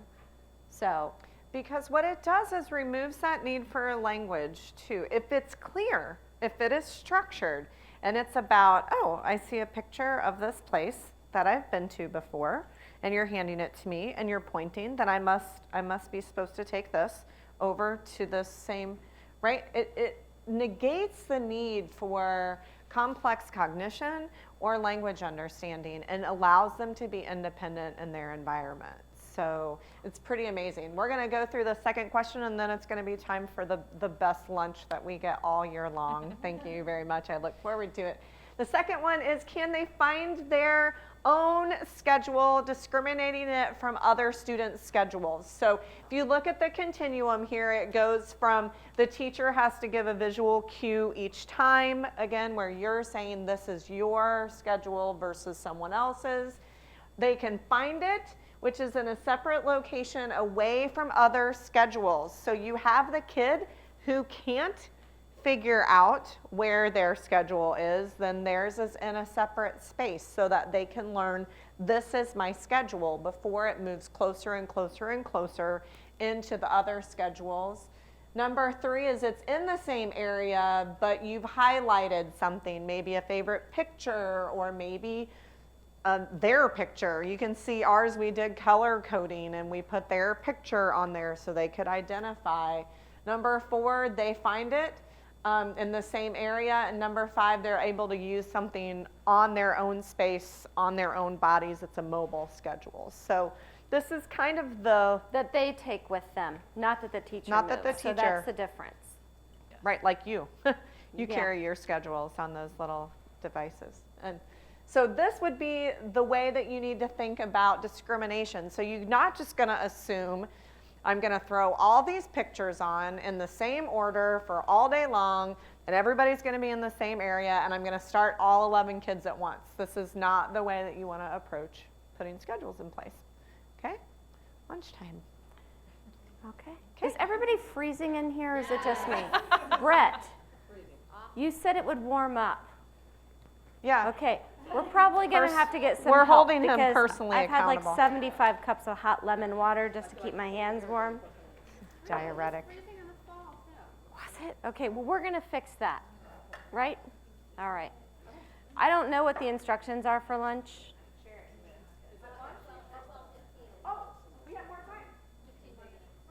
Whoever is cueing me. Excuse me, I thought you told me 12. That was, okay, never mind. We're False not. alarm. Sorry, false alarm. Suck it back in. Gonna growl a few more minutes. I need a visual schedule. So sorry. Good, that means we'll be able to get through these because there's only 5 questions. The third question is, do they know what's next? And this is about your order. Are you gonna go left to right? Are you gonna go top down? And where is their level of understanding about what comes next? So if you have kids that aren't reading, chances are you're gonna go top down because left to right doesn't have meaning to them at this point, right? So there's, this is actually, no, this is how long, right? How many? How many things are in the sequence about what's next. So Stacy already mentioned 1 at a time. For those new kids that are still learning how this works, you're going to give them one schedule piece at a time. Number 2, you give 1 cue at a time and it's presented on the schedule. So the first one was that you're going to give them that transition without it needing to be on that schedule. And then you're going to give the first then sequence of 3, sequence of 4, until you can eventually get to a full day schedule. And can I just tell you, on this schedule, you can embed your reinforcement. Please do that. Please embed your So reinforcement. if you need to reinforce every 2 tasks, you put the reinforcement in there, whether it's a break, they go get to sit on the game rocker and look at a book, or they're going to go jump or go to the sensory area, something. Put it in there, particularly as a child begins to be able to do a chunk of a schedule, because they're going to see, oh, after this, I get to do this. And they're not going to wonder, when is it that I get to go to sensory area? When is it do I get to go play with the trains? When is it do I get to? It's already on the schedule. It's built in, acts as a reinforcement component. Mm-hmm. That one's pretty, right? Self-explanatory for that one. Okay, so this is the reference, the referent. Do you want to talk about that? Well, this is kind of what I was saying before. You have to figure out where they are in their understanding. So do they need the whole object? Do they need part of an object? So do they need the entire ball, or can you cut it in half and paste part of that ball on a card that can go on their schedule? Do they have objects which represent activities? So that would be, instead of having the actual block that they would use to build, can you get one of those little bitty, cubes, and it's not the actual block, but they know that that represents the blocks. Pictures. So you look at actual labels or logos. So can they only understand that Cheerios are a picture of the Cheerios box? Or can they do photographs, realistic drawings, or symbolic drawings? So, it's a photograph of themselves, or it's a picture of a boy or a girl, and they know that that represents themselves. The thing that I want to say about pictures is almost everybody just goes straight to Boardmaker, right? Like, we just assume, because those make a lot of sense to us. We are cognitively on track most days, some days. But we can't make that assumption. That is already at the 8th level of abstract on this scale. Mm-hmm. So that's the highest level of a picture, is a symbolic drawing. Some Boardmaker are those realistic drawings, right? But there's also within that, Do they need the color? Do they need any other component with that? Are you going to then add pictures with single words on that, right? I see so many people just put the board maker symbols right on there and it says ball and you keep the ball on there. Well, that's one level beyond that level of representation and understanding of abstract information till you can move to written words, short phrases, and then just a written schedule. The other thing that I think really bothers me about representation is we have to find the level that they're independent, right? We have to find that. So let's say we discover that level of independence for the student is 4B. They're at photographs, okay? So we discover that. What's the goal? That we never just stop developing these skills, right? These are transferable skills to other tasks as well. And so our goal is to get, because 8 is where the general population as an independent adult would sit in terms of independent functioning. So our goal is to never be happy with that and to then start pairing cues so that we can start to transition them into more and more complex understanding and independent skills. And I think you think about when they're 21 and in an environment where they're trying to navigate independently, iPads, pretty acceptable. I've seen multiple iPads in the room, telephones. So when you might start an individual out with an actual object, your end goal is actually to integrate them in to something that is socially acceptable, something that when they're out in public, they're pretty much looking like everyone else. But they have the ability to use it and use it well, and very functionally and independently. So always be moving in that direction. I would say the other thing I would tell you about pictures is when you have a student with vision loss and they can use pictures or even drawings, you might want to consider raised lines. The other thing is you want to talk to someone who knows about their vision loss when it comes to pictures, because enlarging pictures may be the exact opposite of what you need to do for them. Maybe they only have vision, central vision, so having that huge picture is going to be, they're going to be doing like this to try and figure out what is this a picture of. So you'll want to know what is their vision loss if I'm using pictures, so that I'm giving them the size of picture that is functional for them. Also, if you're asking them to manipulate it, do they have the ability to grasp it, pull it, move it from place to place? So you may have to work with that, work with a little bit thicker fiber underneath, so it's a little bit more stable for a child that has a difficult time with that. But we typically do start, we don't start kids on high tech. We start kids on low tech and move them to high tech if they want to go. So staying on track, does she stay on track as she goes through her schedule? So basically, when the student carries the object, making the transition actually to the same kind of object into the activity. So I have a glass. I'm not going to ever give a child a glass, but it's an object. I'm taking it to the kitchen area. Okay. What am I doing with it once I get there? Do I start playing immediately once I get there, or once I hang? All the way down to, let's go to 4. The student takes the cue off the schedule, looks at it, places it in a pocket or a box located at the schedule, and then goes to the area. And then let's look at 6. The student marks off an activity. So this, now we've moved it to what? A sheet of paper. With the picture, I've completed it, I'm carrying my schedule with me, I'm marking and checking things off as I move through it, and I'm independent in that fashion.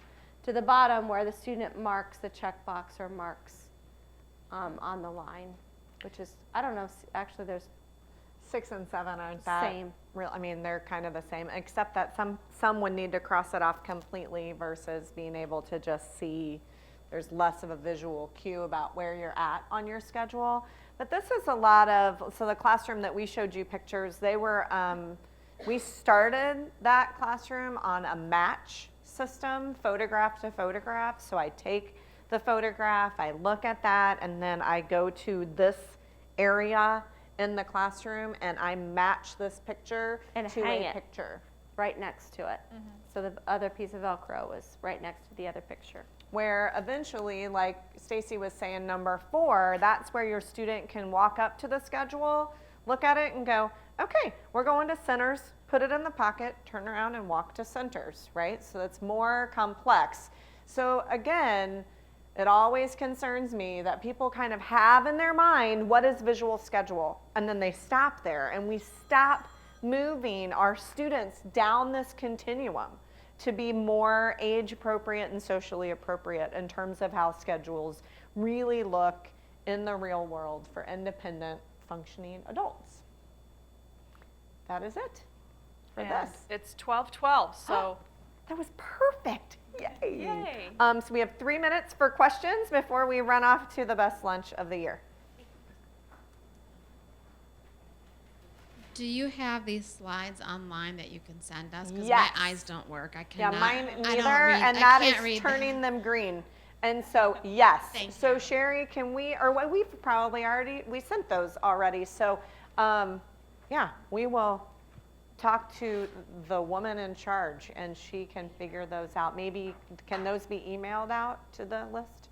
Or how does that? Find out if we can email them through the Evite system. We can also get them posted on our On the website. And this will eventually be turned into an online module, so they will be there. Perfect. Thank you. Are those levels that you're showing that I just can't see? know. Are those No. part of the assessment like that? Yes. Is in it's It's contained all within the part of it. assessment. Okay. Yeah, that's what, since I couldn't print these, what I will just show you that it is, well, that's a work system. We'll get there after lunch. It may But- or may not be on the web from somebody in Kansas as a PDF. If May you or just may happen to not Google be. it, you Is that may. from TASN? T-A-S-N? It's from. That's It Indiana. may or may not be on kansasasd.com May as a or may- PDF. There you go. So you can see it and you will see, and that might be helpful for after lunch actually I'm if you're glad you interested. did that. That the items that we list there as the 1 through 8 that is the assessment. That's the way that works. And so what you want to think about is not only identifying level of independence, but what is your strategy for moving down these lists in terms of complexity? And then is the end goal is the end goal to have the schedule go left to right because that's how we read? Or doesn't have to be? Does the end goal, is it still down vertically? Well, mine is vertical because I use an Outlook calendar, so I think it could go either. I think either or. I mean, because my calendar runs from 8 a.m. to 8 p.m. Like the Google Calendar, Yeah. but it's both. It's kind of Right. right. Right. But that's where it comes in. Oh, here I am doing what you were doing. That's where it comes in where they would maybe like check it off, like a checklist. I would say too, if you have a student who uses Braille or some kind of technology, they can still cross it off or check it off or stamp it or something when they're done. That's still, you can still do that. Do they ever like graduate from a schedule? Like, oh, this kid can handle all the transitions, is doing well. He doesn't need a schedule anymore. Yes, I can. Well, yes. Sometimes but I feel like I'm implementing schedules because I need to. Because when I first started, I would put them all up, and then I'm like, whoa, this doesn't work. I only did it because the other teacher did it. It was my new experience, you know. So now I'm like, well, I don't really think he needs a schedule, but does he need a schedule? Here's what I'm gonna say Do to you you. need Yes, a schedule? that's what I was do. gonna say. Do you? But I need have one? a visual, like a classroom visual schedule, and Yeah, I can't wrap my brain around it. I guess. I think we have an answer. I mean, I don't think you really graduate from a schedule though, because I have high school students who are in the gen ed population that on the back of their ID is their schedule. We don't ever stop using schedules. The gen ed students, every student in that high school has the schedule on their ID. Like that's just, you need that. Change his form. Change his Make it form. more mature. Yep. Yep. Bring him to a different level. One of the things that I found really helpful is that when you have a schedule, if there's going to be a change in the schedule, it's an easy way to just replace a picture to let someone know to prevent behaviors. Yes. Yeah. Yes. And I will tell you, just as I know we have like 30 seconds, but not little guy, he's actually much bigger than I am now, Nick, who I talk about always because he was a child that I didn't think, I thought he would be like pharmaceutically restrained in an institution somewhere. He was that aggressive when he was 3 years old. When I first met him, he was actually my neighbor, and I actually had him in summer school, and then I consulted, and we've been a part of their family forever. We started with one picture with him. He did have pictures down, but he was an artist. He'd stop a videotape and draw it, from wee little all the way up. What he does now is he actually handles the social calendar for 8 to 12 of his peers. He's 23 years old now. And so he sets up social events and does that. And so, yeah. Oh, yeah, absolutely. I had him in high school.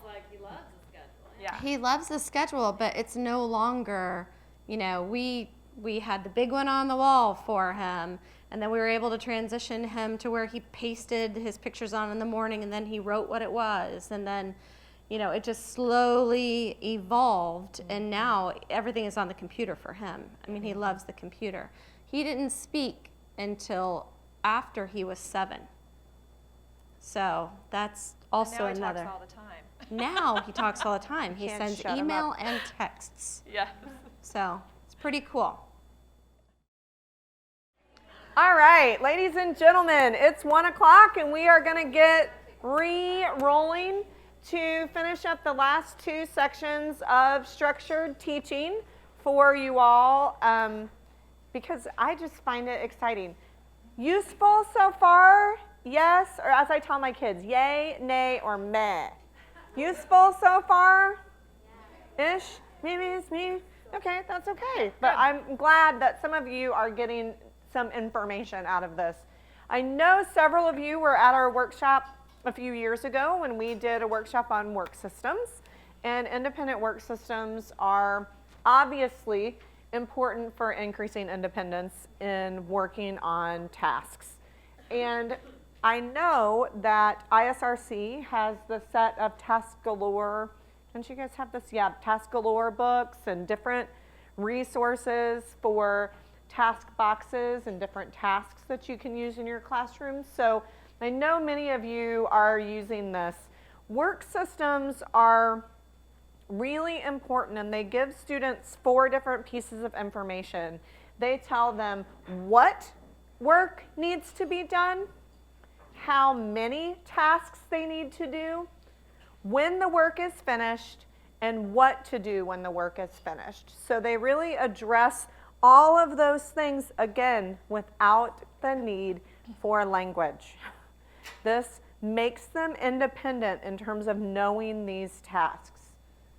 So work systems can come in many, many different forms, and I know that many of you are already using these in your classrooms. Why do we do work systems? Well, work systems were designed to address many different challenges in students who have autism spectrum disorders, but also for kids who do not have ASD but still have these challenges. So I think my 12-year-old is the poster child for the top box of organization. So he needs some help with organizing himself. Work systems help with students who are challenged with organization, distractibility. Okay, so maybe the apple doesn't fall that far from the tree because I'm a tad distractible. Sequencing of events and of your work, generalization, and then to independent initiation of work. So these were designed to address those things and to really, again, we're just going to keep saying this all day, decrease dependence on adults in our environment. So decrease the need for prompts to make it through independent tasks. So this is what we will call no roadmap. These were the pre-pictures in one of the rooms that we consulted in. I don't know how the students would have independently manipulated this environment. I think the point here is that they were not taught nor expected to independently manipulate independent work. So the students would sit at a table and she would kind of grab things off of the shelf and bring them over. So it was a one-to-one task system, which isn't wrong, but to have this, again, really kind of negates that whole visual structure thing we talked about at the beginning of the day. A task box, this is probably the best non-example I can give right You now. may and have I'm to gonna- describe what that is. Yeah. I'm going to, because these pictures are poor, and I think that we've killed The Sherry's pictures are bulb. great, but the bulb is going out. I have to tell you that I looked at this and I had several questions. This is a water, like a plastic water bottle, taped to the bottom of the box with painter's tape. That's kind of that X that you see on the bottom. And wiki sticks. So, okay. So somebody tell me, what would someone do with that? If you walk up and I hand you a task box and it has a plastic bottle taped to the bottom and then a stack of wiki sticks, what is the expectation? This is a put in, right? This is a put in task. How many times in your life have you put wiki sticks into a... Just wondering, because I have yet to have this experience. Straws in cups is a functional, useful put in. Wiki sticks and the small opening of a... So there were many problems with this task box. Stacy has a thought about task boxes. I may have lost She has it. lots of thoughts. Well, what's the first question when someone considers a task to go into a task box? What's the next task? I want to know what the next 5 tasks are that link to that initial task box. Where are you trying to get the child? Because then you want to work back from there to build the boxes so you can begin to sequence a learning cycle. And again, you've got to have some functionality to it. I mean, if I have seen so many, like, these, matching color with rabbits. It's coming up on Easter, so I'm just assuming I'm gonna throw the rabbits task box in. will be color matching of rabbits. Yeah, into the correct cup, into the red cup, put the red rabbits, and I'm thinking, again, in real life, in the future, when do you ever put red rabbits in a red cup? Never. So we like to do things that are a little bit more functional. Oftentimes, if we're looking at a sorting activity, one of the best things that you can do, which will transfer a skill to home to help out mom, is what? Laundry. Silverware. There's so many things that we can add to the sorting. If we're looking at, beginning to learn the letters of your name in the order visually how they are set up, then you can set up a task box for that. There's just so many different things that you can do, but again, wiki sticks and water in a taped on bottle of water. Well, and I just have to say, means nothing. You can't hold it. You So can't. you have to. Yeah. Like, I could see how that would be difficult for us, right? No, it's up. It's definitely up. So you're putting it in, but it's a wiki stick. but I would like to say, a student with visual impairment, first of all, my training, we used wiki sticks to like outline shapes. So the kids with visual, so I look at that and I'm like, what? Am I outlining? What am I doing with those wiki sticks? Because my first thought is I'm supposed to make something with this. And then they're like, no, you put it in. Oh, great, I have a visual impairment, and I'm supposed to put this little wiki stick in this little, no way. There's no way. There's no way. Can I also say that we were a couple of months in, and these were all the same tasks that had been there the whole time? That's another thing to consider with your work systems is you have fatigue with task, right? And so we love to give students tasks in which they should be independent with those tasks, right? So we love to give them tasks in which they can, or during which they can feel successful. That is important. You're not going to put a task in their independent work system that's too difficult for them because they can't do it independently if it's too difficult. But at the same time, you have to switch these materials up and keep them always moving. That's just always the goal. So we only have one picture to show you as our post, and we showed this to you earlier, but this was that new work system space. So as we talk today through the assessment, so, okay, you guys have to see our weird sense of humor. So no roadmap, OnStar is available. Okay, there's some guidance here. Okay, so we left at 6 this morning and we were still doing a couple slides just with pictures. They're just pictures and cup of coffee. Yeah, coffee and a drive, that's all it takes. As you can tell, does anybody know what these are? Yeah, good. Those are laundry baskets, an all done basket. Good, good, good. So this is an early system where we're going to ask students to move from left to right. We're going to give them one task at a time where they're not going to be working off a schedule within their independent work system. We give them a task, they complete the task, and then they learn to put it in the finished basket, okay? Okay, so basically what you want to do is you want to have only the materials that are needed in the environment. Don't have other things laying around because that's going to confuse the task or it's going to make the child become off task. So just make sure your environment's clear. It should literally be a table or a table large enough that you have 3 or you have some sort of a stacking bin where it's 1, 2, 3 labeled. The child pulls the task out, does the task, completes it, puts it over there. You may want to consider having the child notify the teacher when the task is done, because sometimes we like to have that occur. But then the child can then independently move on to the next task. You use a variety of work systems and a variety of settings, but remember, these are independent tasks. So you may have already done one-on-one instruction and trials, and you see the child successful and independent, then it goes into that independent work system area. But you can work one-on-one so you can begin to build that repertoire of tasks. And when you're using a variety of work systems and a variety of settings, when you're first teaching, you're not going to do that.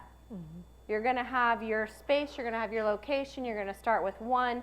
You're probably going to have a teacher there if there's a distraction that can gesture what needs to occur. Not verbalize or not sign. You teach with minimally invasive prompts, and we know the prompting hierarchy. What's the most intrusive? No. Believe it or not, it is not. It's a verbal or an auditory or a sign. Well, maybe not sign, but it is any type of verbal because you can't fade it. Right? So intrusive, we tend to think about being intrusive on the space of the child, yes. right? So we think about, because in deaf education, we use least to most prompting. We think that this is intrusive, right? Because I'm touching the child, I'm controlling, I'm manipulating. Mm-hmm. But it's not. It really isn't, because I can go from here to here to here to here, to here, and slowly back away. But if I say, reach in and grab that red bear out of that red cup, there's no what way do to I fade say? it. Reach? Reach what?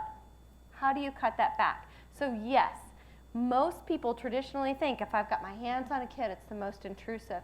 I want you to turn your thought process around. The more verbal prompts I use, the most intrusive. So you can think about it this way. So there's most to least prompting, there's least to most. Mm-hmm. Least to most to least. So you can think about intrusiveness one of 2 ways. You can think about it as physical space and intruding on space, and that's where hand over hand becomes that most intrusive. Or you can think, as Stacy's describing, about intrusiveness being difficulty of fading a prompt. And if you think about it that way, verbal is always the least difficult to fade because you're not going to cut back to a phoneme and expect that to be a meaningful prompt to someone, right? Now, sign You can fade a bit easier, but remember, and we've talked about this for years, that this is the same level of complexity as this. I mean, this is the same linguistic complexity as speech. It's just in a different mode. So if you can't, I mean, you could do a partial sign, but there are some signs that you cannot fade away. And so to think that we can fade from this, we can also add or layer on top of that. So just consider that when you're thinking about prompting through. Well, and I would also add in, when you have a child who's deaf-blind, when you first introduce a new work system, you're going to want to do the hand under hand. We don't do hand over hand in deaf-blindness. It's always hand under hand, just to allow them to explore that so that they can understand what you're expecting of them. Eventually, once you're able to have work boxes or independent tasks in different areas, make them portable so they can go in different locations, make them smaller. And then the last is increasing student interest into that process. We don't ever shy away from obsessional interests. Use them to your advantage because they're going to be the most reinforcing thing that you can have for the child, unless it's a highly inappropriate obsessional interest, right? And then you have to shape that. Right. Okay. Excellent. Okay. So with work systems, as you may or may not have found a certain assessment on the website that might or might not have been provided, we're moving on to the second part of this assessment, which is about individualization of work systems. So just like we talked before lunch about the sorts of skills and how you increase the skill level for 5 skills for schedule, there are 6 skills necessary for understanding and working with an independent work system. And these are really those questions that we talked about. Can they identify what work they need to do? Do they understand how much? Can they move, or what amount of movement can they handle during the work process? Can they stay on track, and do they understand when they're finished? What happens after the task, and how do they understand or know what to do after for the what comes next?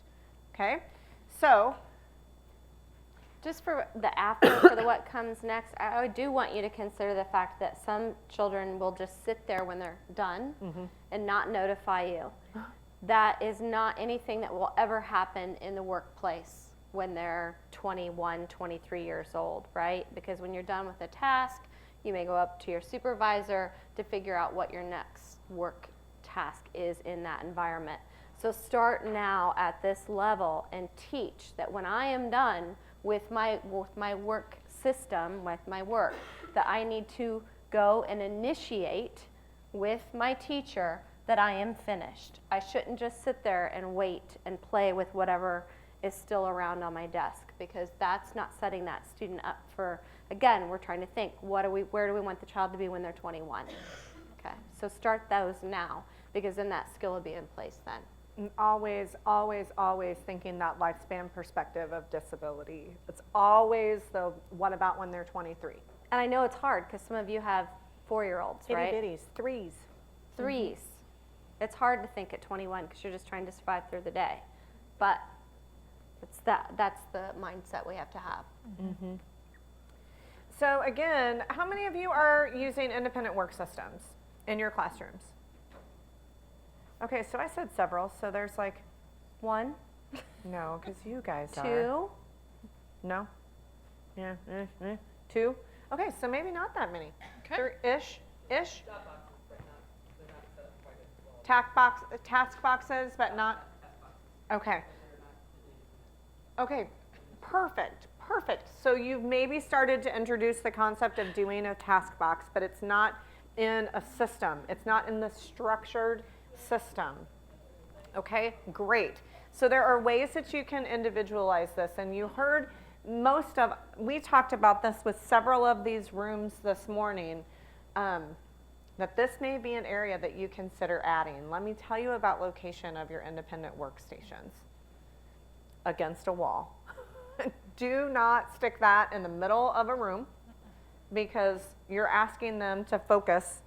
And so you need to minimize distractions in that work environment. So the child is facing the wall in this situation. We've talked about in the past, sometimes you may place, something. With teacher. Yeah, so we can block, but the child will actually face the wall when you're setting this up. So again, this is, we had I'm going back here. So we had 2 because one of the things that I think is so hard about when you start to structure your classroom is that you also have to rethink your schedule.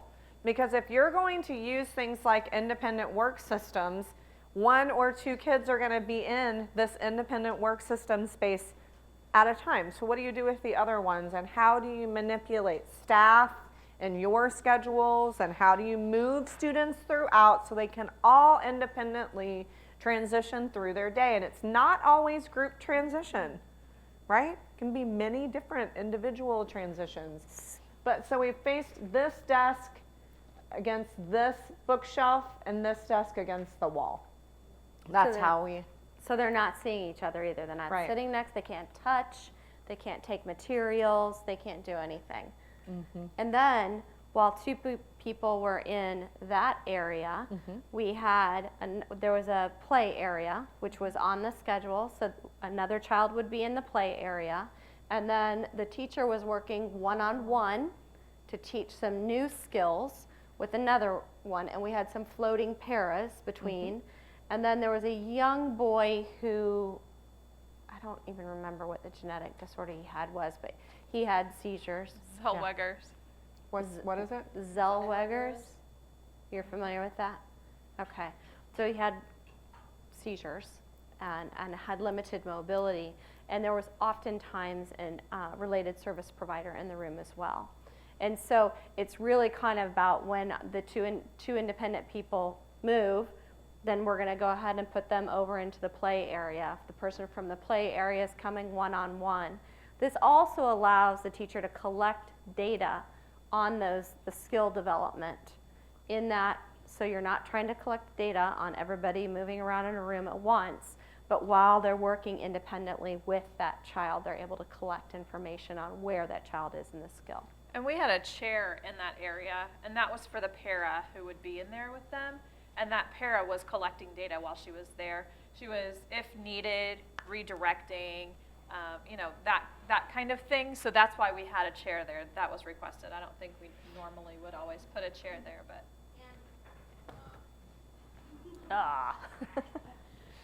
And so the idea is the students independently get their task box, or are the task boxes where they set up one too, like on the side there? I wasn't sure if I saw They were them just or not. starting here. They were just starting, so great question. So they were at a level 1.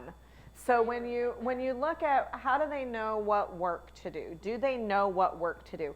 For this, they were in level 1. So there was no label or card that told them get number 1 and go and find number 1. And we just handed them in a box their task. They did it, and then they put it in the finished. So they were definitely at level 1 on this one. As you move through this, after that level where you're just giving them tasks and then they're completing them, or they can be done in any order, when you're moving from that, you move into a match work system. Those of you who do matching or work systems, do you do matching work systems? Yeah?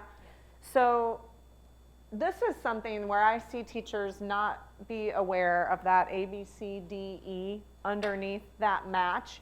And that's that you start with shapes, so things that you can make very different. Shapes or colors, I really kind of think that they're really the same. And then numbers, and then letters, and then any other meaningful symbols. So how are you cueing them to match? You had a question? Yeah, I just had a question. So the task work I know is mostly independent if they have mastered it. But when you're introducing a new skill, can you present it in the task, like a task work format? Like, for instance, my kids like 1 through 5, the boxes. So if it's something new, they're not going to touch it, they're going to cry, whatever. But if I want to introduce it to them, if I introduce it in those box forms, but I'm working one-on-one with them, Is that okay to do? Absolutely. That's Okay. how I would Yep. introduce it. Okay, thank you. Because and especially if they like that routine of having that box, right? So introduce it and good, good, that's great. Then you're going to move to written words and then a list that's embedded within a schedule. Okay? Make sense? The next question for work systems is, how do they know how much work to do? Work systems answer 4 different questions. This is that second question. So at a level 1, you can see that they're just waiting on the shelf for them. They can be done in any order, or we're going to put it on their desk and they just need to do it. It doesn't matter what order they do it in. So they're not ready for sequencing yet. And then when you go to 2, this is when they're deciding, are they doing a top to bottom or a left to right system?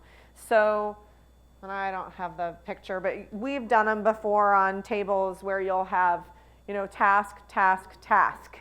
And then they're just going to move from left to right or top down schedule, depending on what you do for that, is the second level. And then you start to assign tasks through the matching. So on their schedule, on their independent work system, it might have, I had a kid who we had to teach some flexibility to because he really liked things to be in numerical order, right? But life doesn't always happen in a nice linear fashion. So we didn't. It doesn't? It doesn't. It doesn't, Stacy. It doesn't.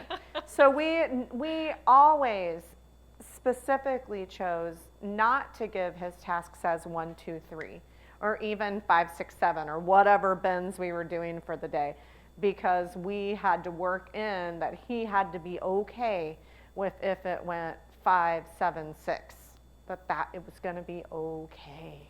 So that's one of the ways that we worked on flexibility. I was just going to say, if you're using the bookcase method to kind of store things in and cover it up, I would just use the top of your bookcase and put your tasks on top. You can set, on a 4-foot bookcase, you can set roughly 4 of them, because we use like the beer flats. Do you know what I'm talking about? Like the little cardboard. Little cardboard that goes around like. The free boxes at Aldi that the cans come in. Yeah. Or you can go to the liquor store and they have something called beer flats. Yeah, so and she's they like, cut a it beer around. flat? Uh-huh. Or just go to Aldi. Yeah, but they're weird shaped Well, there. and that's the thing at Aldi too. Sometimes they come with writing on them or color on them or things like that. Cover it. You have to cover that. Like a Rubbermaid shoe box or something. You could do that too. Yeah. Well, we actually make them out of cardboard. Yeah. We didn't have the money to buy the nice Ziploc or whatever you just Rubbermaid. Yeah, didn't have it, so we get the free If it's cardboard not from at the the liquor Dollar store. Tree, it's not Not in going the in a task box. classroom. I will say though, if you have students who have more significant disabilities and have a hard time, manipulating that cardboard's going to last maybe a day. So that's when you go to the more sturdy, like I'm going to shell out the extra $2 to get the shoe boxes that are plastic and have the lids, because they need that. They need the stability. The kids that I normally work with, the ones who are deafblind, they need to have something that's not as solid. Yeah, it's not as movable and not as flimsy as those cardboards. So providing those more stable boxes is helpful. Okay. So, yeah. Someone? Go for it. Me? Okay. Go for it. Someone? I guess that's me. So this is about moving while you're working. So this is something that I have never considered. Just going to throw myself under the big bus here. 20 years in, and I had actually never had this explicit thought about movement within the system. I think that I just kind of dealt with wherever the system was, and I just kind of went from there, and I never really thought about it until You know, again, we see somebody's writing that's going through these decisions that we have been making for all these years. Number one, the student does not have to leave your seat to get tasks. So this is, again, where we were in that classroom. We were putting the task on the table for them. They are within reach immediately to the left, because again, they tend to be left to right systems. You're never gonna go right to left. You're always gonna go left to right or top down, right? So they can reach them, they're right here, gonna grab it, gonna do it, gonna put it and finished. That's how those work. If you move to number two, this is where they have to slightly stretch to get their things. Now, that seems like a stretch, right? Until I'm thinking about the students that I've had that can be described no other way as entirely 150% prompt dependent. They won't move a muscle unless you're prompting them. So I needed this strategy for this student. I really did. So if they have to stretch, you've moved them a little bit in terms of complexity. And then is it close to the left, but they need to take 1 to 2 steps to get up and pull them off of the bookshelf. So thinking about adding movement within your work, because that's adult life, right? So Rachel, who's 25 now. 25. Works in our office. Right now she's volunteering with, I don't even know what her title is, but she comes in. But she comes into our office, she sorts our mail for us, so she puts it in all the mailboxes, which can be kind of, you know, our student workers do that job, and they're kind of like, where does this go? So think about just how many tasks are involved in sorting mail. She does that, gets it in the mailboxes.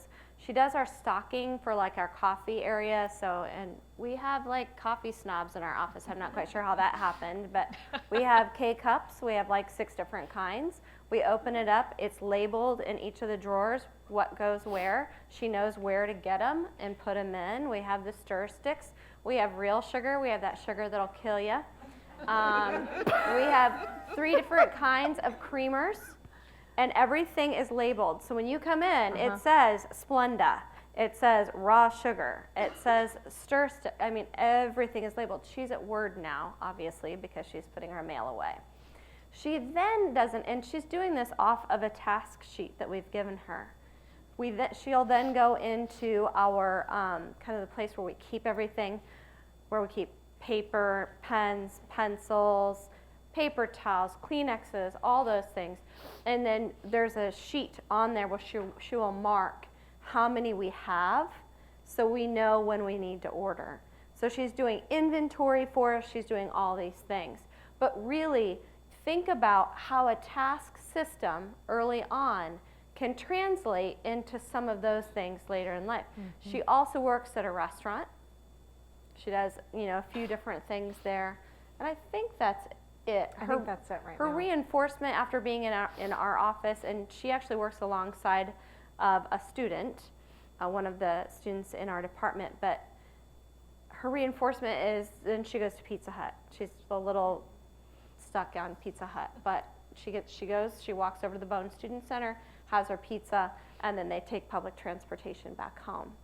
So we just have to really kind of think about, okay, you know, they're 3, and I'm trying to contain them right now. I'm trying to give a task. I'm trying to increase some independence. Think about someone like Rachel and what she can do now.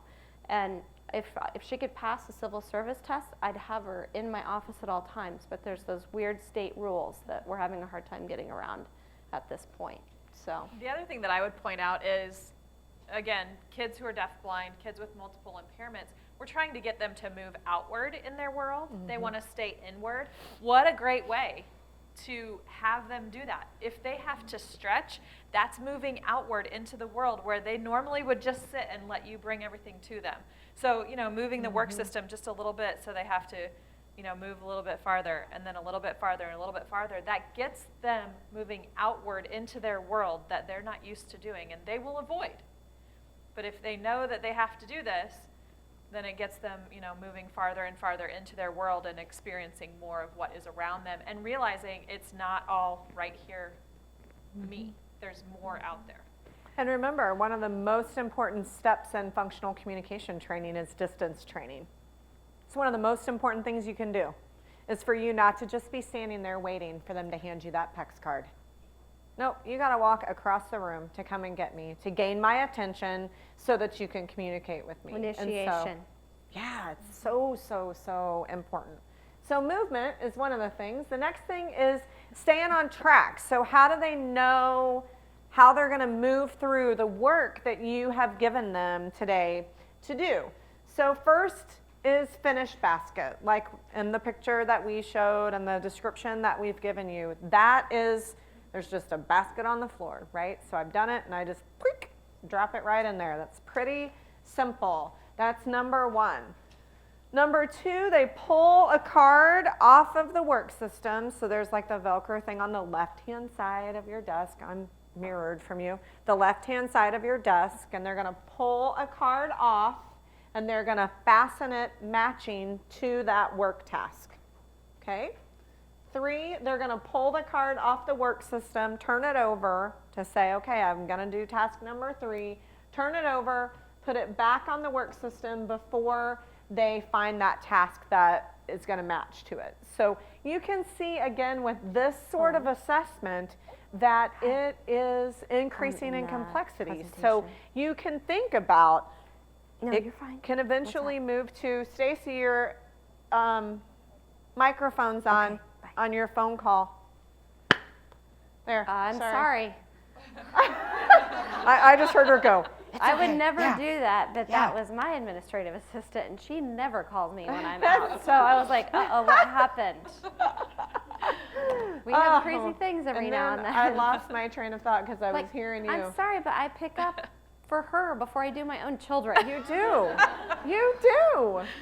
Scary. Yeah. And then lastly, they're going to mark off a list. So you need to think about kind of how you move from these things are right in front of me and I'm going to do them until they disappear to how can I move through this age-appropriate, socially acceptable way of doing tasks. It's my God, this one is a to-do list person. It has check boxes. There's, whew, yeah. I mean, this is my to-do list. Here it is. She might be on the spectrum. There are February events. There are high priority tasks, some of them bolded because they've been high priority for multiple days. And then there are regular tasks. She updates every day. Actually, I'm not going to lie. Diane sits Her with me. assistant sends them to her every day. Yeah. So when she goes through my calendar, my email. And the life that she lives. Be here, so be there. You walk in and at 7:45, your assistant looks at you and says, here are the fires that need to be put out. Hers just has to put it in list form because it's Stacy. Mine meets me at the door and says, here are the 6 meetings you've got. These 2 you can maybe move. So everybody has their own way of knowing what is your work to do today. We want to move people and our students eventually at 25 onto Stacy. Right? Having the Maybe checklist. not that, Maybe but I not love her. Tool. Has anybody used the Tool products? They're pretty awesome. I've switched it up. I used to have another sheet, but now it looks like this.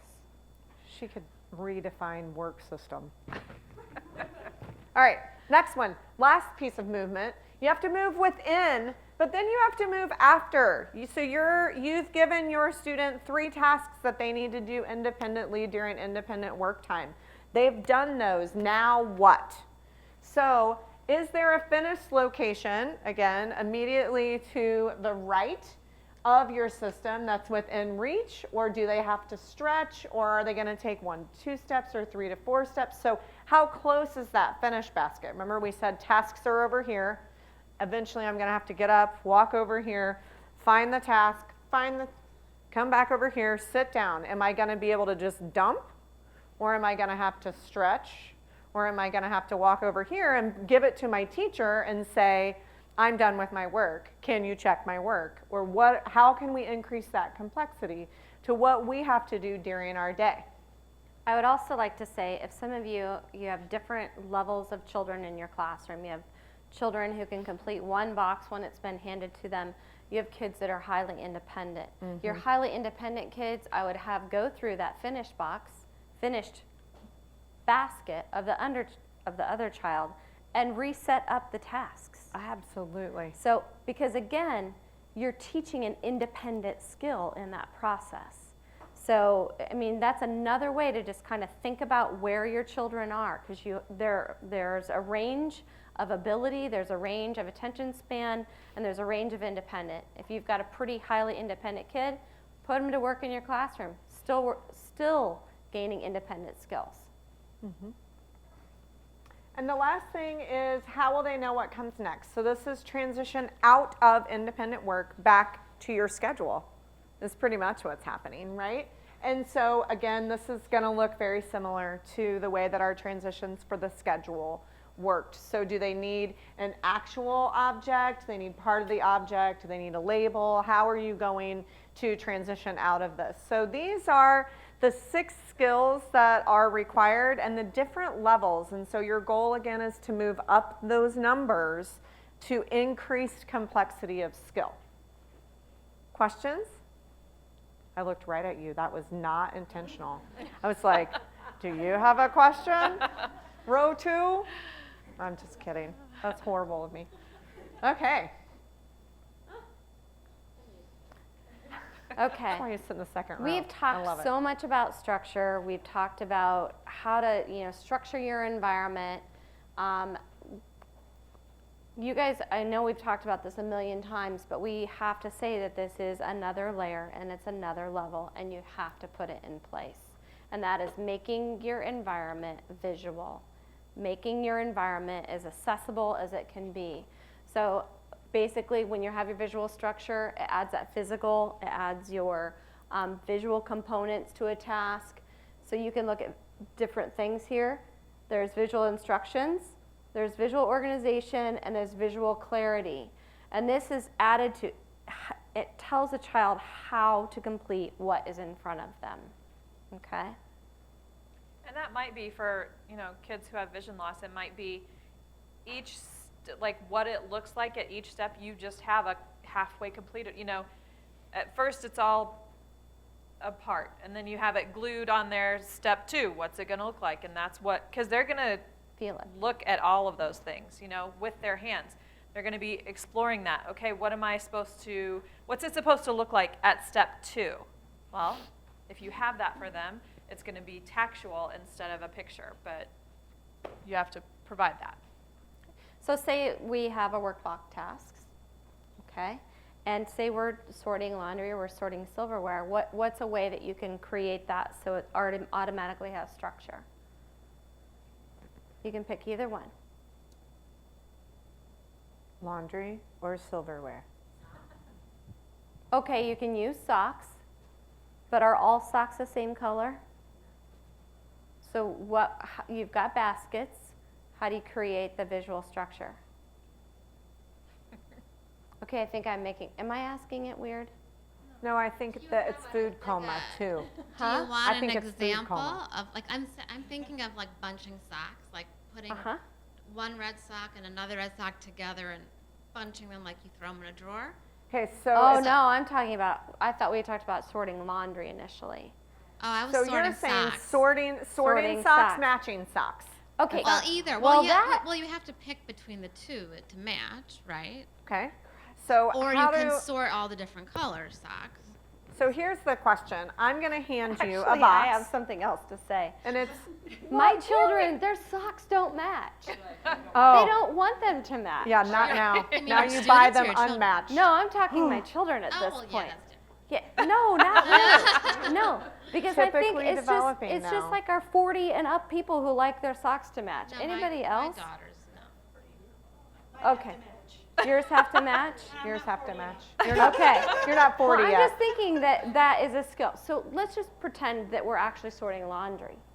Okay. Socks versus pants versus shirts. Okay. So we. Shirts in this basket, put pants in this basket. Okay, so you have 3 baskets. We're going to go with this. So we have a shirt basket, a pant basket, and a socks basket. What do we do to add visual structure? So have like a picture of like a general sock, don't put color on it or anything, that's on, you know, this basket, pants on this basket, shirt on this basket. Okay. And if you have a student who's really at the beginning, maybe even put like an example of each one of them in each basket.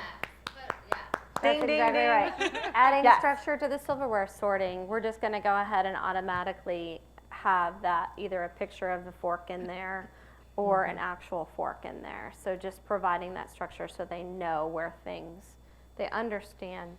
And that's what is part of how you expected. increase complexity. So first it's a 1-to-1 match, right? So it's spoon to spoon for matching. And then you decrease your prompting again. So then it becomes a picture, and then it becomes an abstract line drawing, and then it becomes the outline, and then it becomes the words. And so you can always increase your complexity. I think that nothing is more frustrating to me than walking in to one of the rooms that we went in, and the task boxes have been the same for 4 months.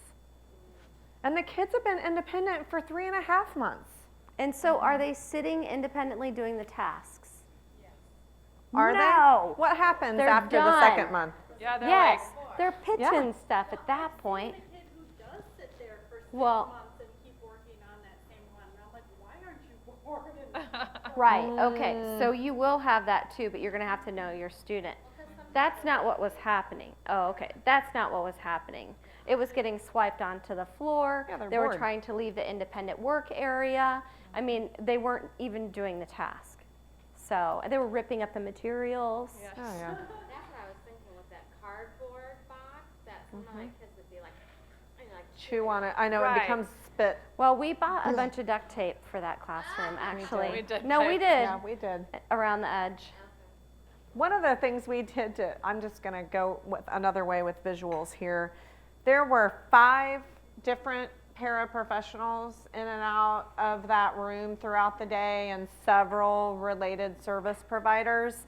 And it's difficult. If I'm a paraprofessional and I mostly work with this student, but for this 45 minutes, I'm supposed to be overseeing independent work systems.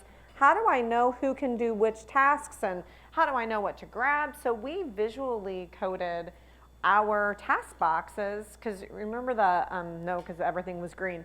But for our schedules, everybody was color coded. So student A was always hot pink, right? So everything for that student was hot pink. So anything she was independent on, that box had hot pink on the end. So that then when that pink student came right on over, that whoever was in that overseeing independent work at that time would know, oh, this is her. She's the one with the pink schedule. She's the one with the pink weight chair. Pink, pink, pink, pink. Here are her tasks. So you can also visually structure your classroom for organization of your materials and of your staff, because we all benefit from things like that. So I think we always know. Tell me, without even looking at the slide, why do we add the visual structure? So it increases the predictability in the environment, allows the student to really understand the communication in the environment, what they're supposed to get out of the environment. It reduces kind of like all the distraction that can be in an environment. If I could focus on this, I have my visual structure, I know what I'm supposed to do. Basically, as I said, we can incorporate student interests. It takes a task and it emphasizes some of the most important components of the task. So there's not a lot of extraneous kind of noise, visual noise for the child as well. Usually it provides a clear beginning and a clear end, which is on some of our number 5 sheets that we had earlier. And it always allows a child to kind of go back and figure out, where am I? What am I supposed to do? Where am I supposed to be now? It's like you're checking, when you check your phone to see what your schedule is for the day, what do I have on there? You can always see what's coming next. And when you know what's coming next, you feel better. Some of you do it the night before, just so you can kind of plan in your head. It gives a kind of calming sense to that environment. Same thing. some of you do it all of the above, right? Some of you do. I ask Siri every morning on the way to work, Hey Siri, how's my calendar today? Right? I've already looked at it 6 times, but I just need to hear it again. It will somehow calm my anxiety. Somehow. So again, these were the 3 areas. Just consider instructions and how you would supplement anything verbal or verbal that you would give in your classroom, and decide what types of organization are needed, and then think about clarity. And never shy away from those student interests. There's like, it makes me really sad to hear, well, he was really into cars and he was just obsessing on cars, so we removed them all from the classroom. Wow, okay.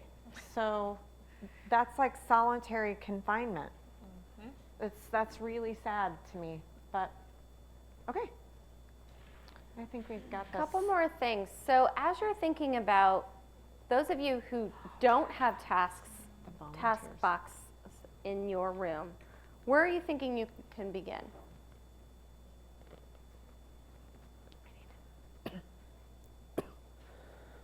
Are you thinking you can begin? They're thinking. So my situation's a little bit different because I'm itinerant, but this kind of reminds me of like, I have almost like an opening activity that each of my students do, that I've taught them how to do it, and so they know the routine, because often I am running into the school. I have like just enough time to grab the student and get them into our space that we're going to work, and then I have to kind of pull out some of my stuff and get it organized and ready for them. And so if they have something that they already know how to do, and it's like their opening activity, either on the iPad or a worksheet or something that they manipulate, but it's almost like their little independent task box or activity that they do at the beginning of every single one of our sessions. And then after like maybe a month or 2, if they've really mastered that, then we kind of go on to a different activity, and I introduce a new thing for them to do during that time. But it's gives me then that few minutes to get And it's my not activity lost set up. instructional That they're not just like time. sitting there Right. bored or whatever. Yeah. Right, Wanting right. to leave the It's environment. tough as an itinerant to What figure kind of, that out. Yeah, what kind of a task box do you think you can do for a 5-year-old? How do they function? A typical 5-year-old? Well, probably not a typical 5-year-old. So like a 2-year-old. Could be. I mean, they could possibly have a task box of like organizing stuffed animals, or like grouping stuffed animals, or putting them, you know, because that might be something that they're expected to do at home, to like put their toys away or something like that.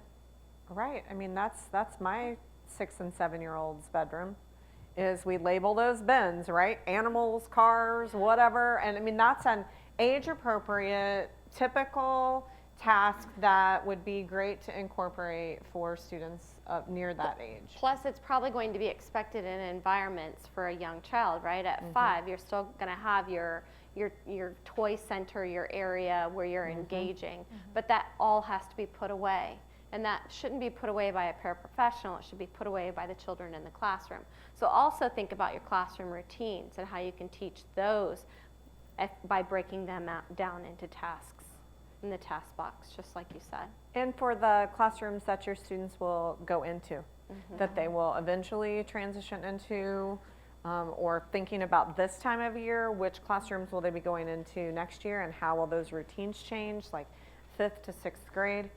Whew, you got lots of things to teach right now if you've got 5th graders, right, to get them ready for new independence that will be expected when they get to that junior high environment next year. And transition those boxes to the next teacher, because that's going to be a familiar task and a familiar routine that's going to allow the child to be successful. Just like you're going to transition the schedules, you're going to transition anything that basically has that student's name on it into the next classroom. The teacher can incorporate it if she wants. She can have components. She can shape it. But those items are those child's items. It would be like, you know, if I don't know, if I went from one environment and I could use a phone in one environment, but then I had to use something else in another environment, and then I had to use paper in another environment. Just keeping items consistent for those transition periods is going to aid in that transition when you are really planning that. And I hope you guys are planning transitions right now, because this is when it needs to start. Absolutely. And you know, it takes a lot of time to build test boxes. We're not gonna, you know, say that it doesn't. It does. It takes time to plan those and think about those. So I know that you guys are a great network of individuals, and there are resources available to all of you through ISRC for things like tasks. We have started of late in Bloomington Normal that there are community members, scout troops, things like that, who, for part of their community service, they're building task boxes. I mean, and that gives a whole lot of meaning to scout groups and community groups and church groups, and gives them a real meaningful touch point to their community, but also helps our teachers out. And you know, we're kind of spoiled being in Bloomington because we also have 2 floors of just education majors that live on education floors in the dorms, and this is what they do for their reach back to the community to help teachers out. They want to do classroom-based things when they can, but these are just things to think about. Network, use your community members for support for things like this as well. So this book that you received as your team, there's some great ideas in here, from going to the point of designing your classroom. There's some great ideas in here on how to structure that. What I really like is they actually have probably a to scale diagram. Yeah, they know the size of their room, but they create traffic flow and patterns in their room, but they don't ever have an wide open space. And so there's a lot of information in here. I thought there were task boxes in here. No, because I think. Oh, yeah. There is.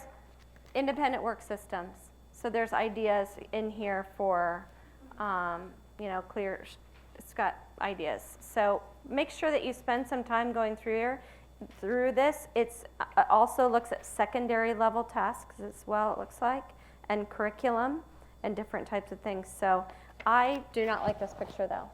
The robin's egg. Oh yeah, no. The what? Yeah. So some of the things that we talked about, like I would not ever put that material to cover my things. We talked about that earlier. But I think there's some good things in here that you guys are really going to be able to access more information about structure in your environment. Bless you. God bless you. You're welcome. So let's first take any questions that you all have related to this overarching topic of structured teaching. Next time we'll just bring some boxes and make you guys go through them and collect data. Yeah, collecting data on independent work systems can be really interesting. But one of the things that I would suggest is planning that moving down those assessment. You know, how do we know how we can start to move them forward, and how can we embed a prompt and start pairing prompts to move them to the next system within complexity. It's really, really important to do. So. And at that certain age, always think about when you're working with your families, because families should be an integral part of your planning. What tasks may not even be school related, right? Because we've talked about sorting things and silverware, stuff like that. What could I actually teach the child in the classroom that we could transfer and generalize that skill into the home environment, so that child becomes an active, independent member doing activities like every other child or every other person in that environment does. So kind of when you have time, what are some frequent activities that you do, and really kind of thinking about how would I set up a task box to teach some of those skills so that child can interact in that way in that environment. Run.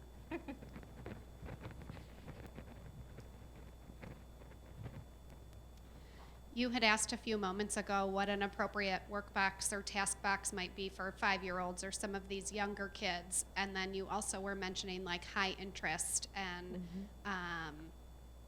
real life application. I think working on their name is a great activity for that, and thinking about like sort of that backwards design. Eventually, we want them to write their name independently, but there are so many tasks and so many different ways that they could practice that in this type of a system that you could have a whole variety of different ways and gradually be increasing the And so complexity. it's still and, name and it's in still all of name. those, but Yeah. yeah, all those different, yes. So, and we've set up to where it's like a 3-ring binder with 3 pages in it, where the child literally takes the letters from the below on a strip that are mixed up, and then puts the matches the letter to the letter, and that's their name. And then on the next page, you know, they're adding the next day from down below to the calendar. So you can kind of think about how that can also be in like a 3-ring binder for some of those skills, and how that shapes in the future.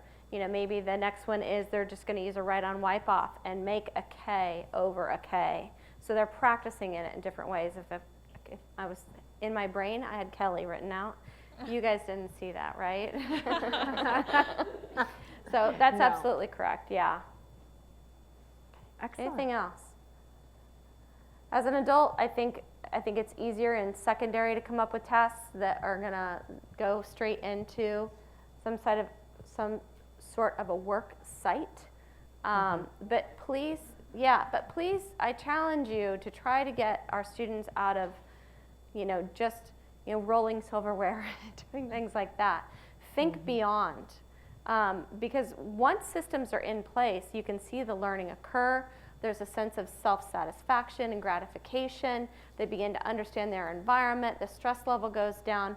And when all those things are happening at once, then learning goes up. So you don't know where the child's going to go. As I said about Nick earlier, would have never thought he would be where he is at today. He does not have a job. So his job right now is now full-time social coordinator for his friends of group, or his group of friends of group. Really? I didn't even eat the cake. Is there still coffee? But, so we're gonna work on a job, but that's more of a mom thing right now than it is a Nick thing. And so we're gonna work, and we're working on exercising because he's gonna be a part of one of our alternating treatment designs for exercising using an app to show him how to use the equipment in the rec center at ISU. So we're gonna see if we can get him moving more, and then we're gonna see if we can get that boy a job. And there might be some indirect research benefit.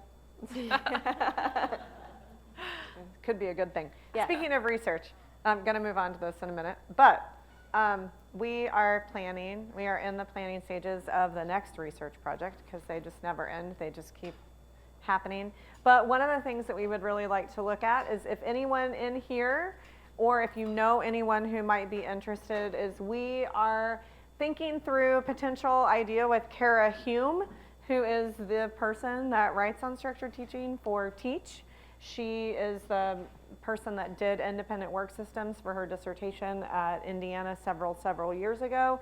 And she is amazing at structure. And we met with her at CEC a couple weeks ago and are in the process of planning a research project to replicate the effects of structured teaching interventions for deaf kids with multiple disabilities. So if you all would be at all interested in even talking with us about that, feel free to send me an email. Well, our plan, and very, very drafty, is to do some training over the summer when you all are more readily available and we're more readily available to do some training and creating of materials, what that would look like in classrooms, and then working with you on how we can send data back and forth and different things like that, so we can look at replicating the effect of this intervention with a new population of students. So that's something that we're interested in. But in line with that is also one of the things that Kara told us a couple weeks ago that I found so helpful is when you have 11 students in your class, like, you can't take data on all these components on 11 kids it's just not a doable or even meaningful at that point way to collect data on this. And so she said, what I really think teachers need to think about is implementing structure with two students. The student that you think needs a little push pretty highly successful in your classroom, needs a little extra push. Do it with that student, and then do it with the student that keeps you up at night. Why do you think her recommendation is to, because this is literally that recommendation to me, right? It's this. Why this recommendation?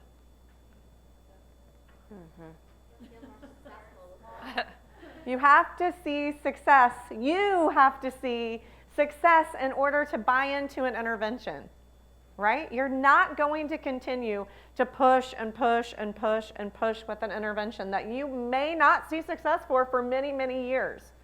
But if you can, it's kind of like a Dave Ramsey's financial plan, right? We're snowballing.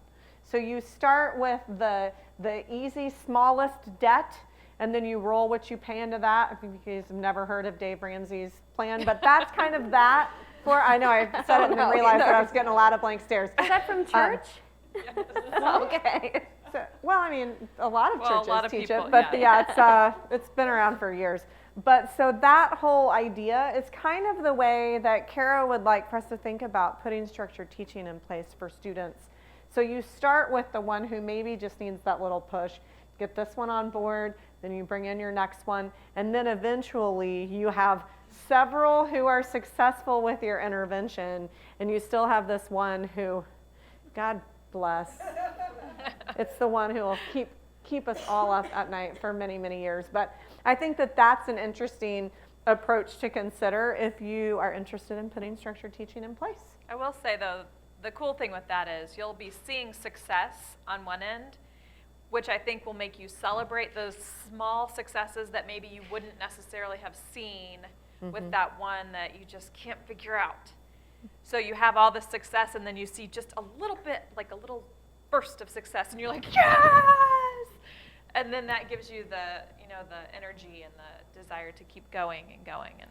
And I will say, when we go in and we went in to take over that classroom for the day, our whole goal was to teach the structure of the new setup of the classroom, how to access things, what they were supposed to do, teach the schedule. We set timers because one little girl would have stayed and played with wigs and dresses and played with the dollhouse all day long, and to try to transition away from that. And we used very little verbals, and we were on it, and there were some significantly impaired children in that classroom. You would be shocked at how quickly, when you just spend time, if you think, right now, I am only going to work on making sure that they understand this structure that I put in place, you'd be surprised how quickly they pick it up. And then you can move on to communication and academics and all of those other pieces. Because I'll tell you right now, she kept changing the time timer to add more time, and we're like, look at that. We've never seen her do it before because she really didn't ever have that structure. She got it right away. Oh, She'd yeah. look at that 2 clock, times and in red that was play going center, away. she's like, It's an environmental arrangement. The timer went higher. She kept looking at it. It's pretty funny. Okay. Thank you very much for having us. Yes. I think we're probably, are we early?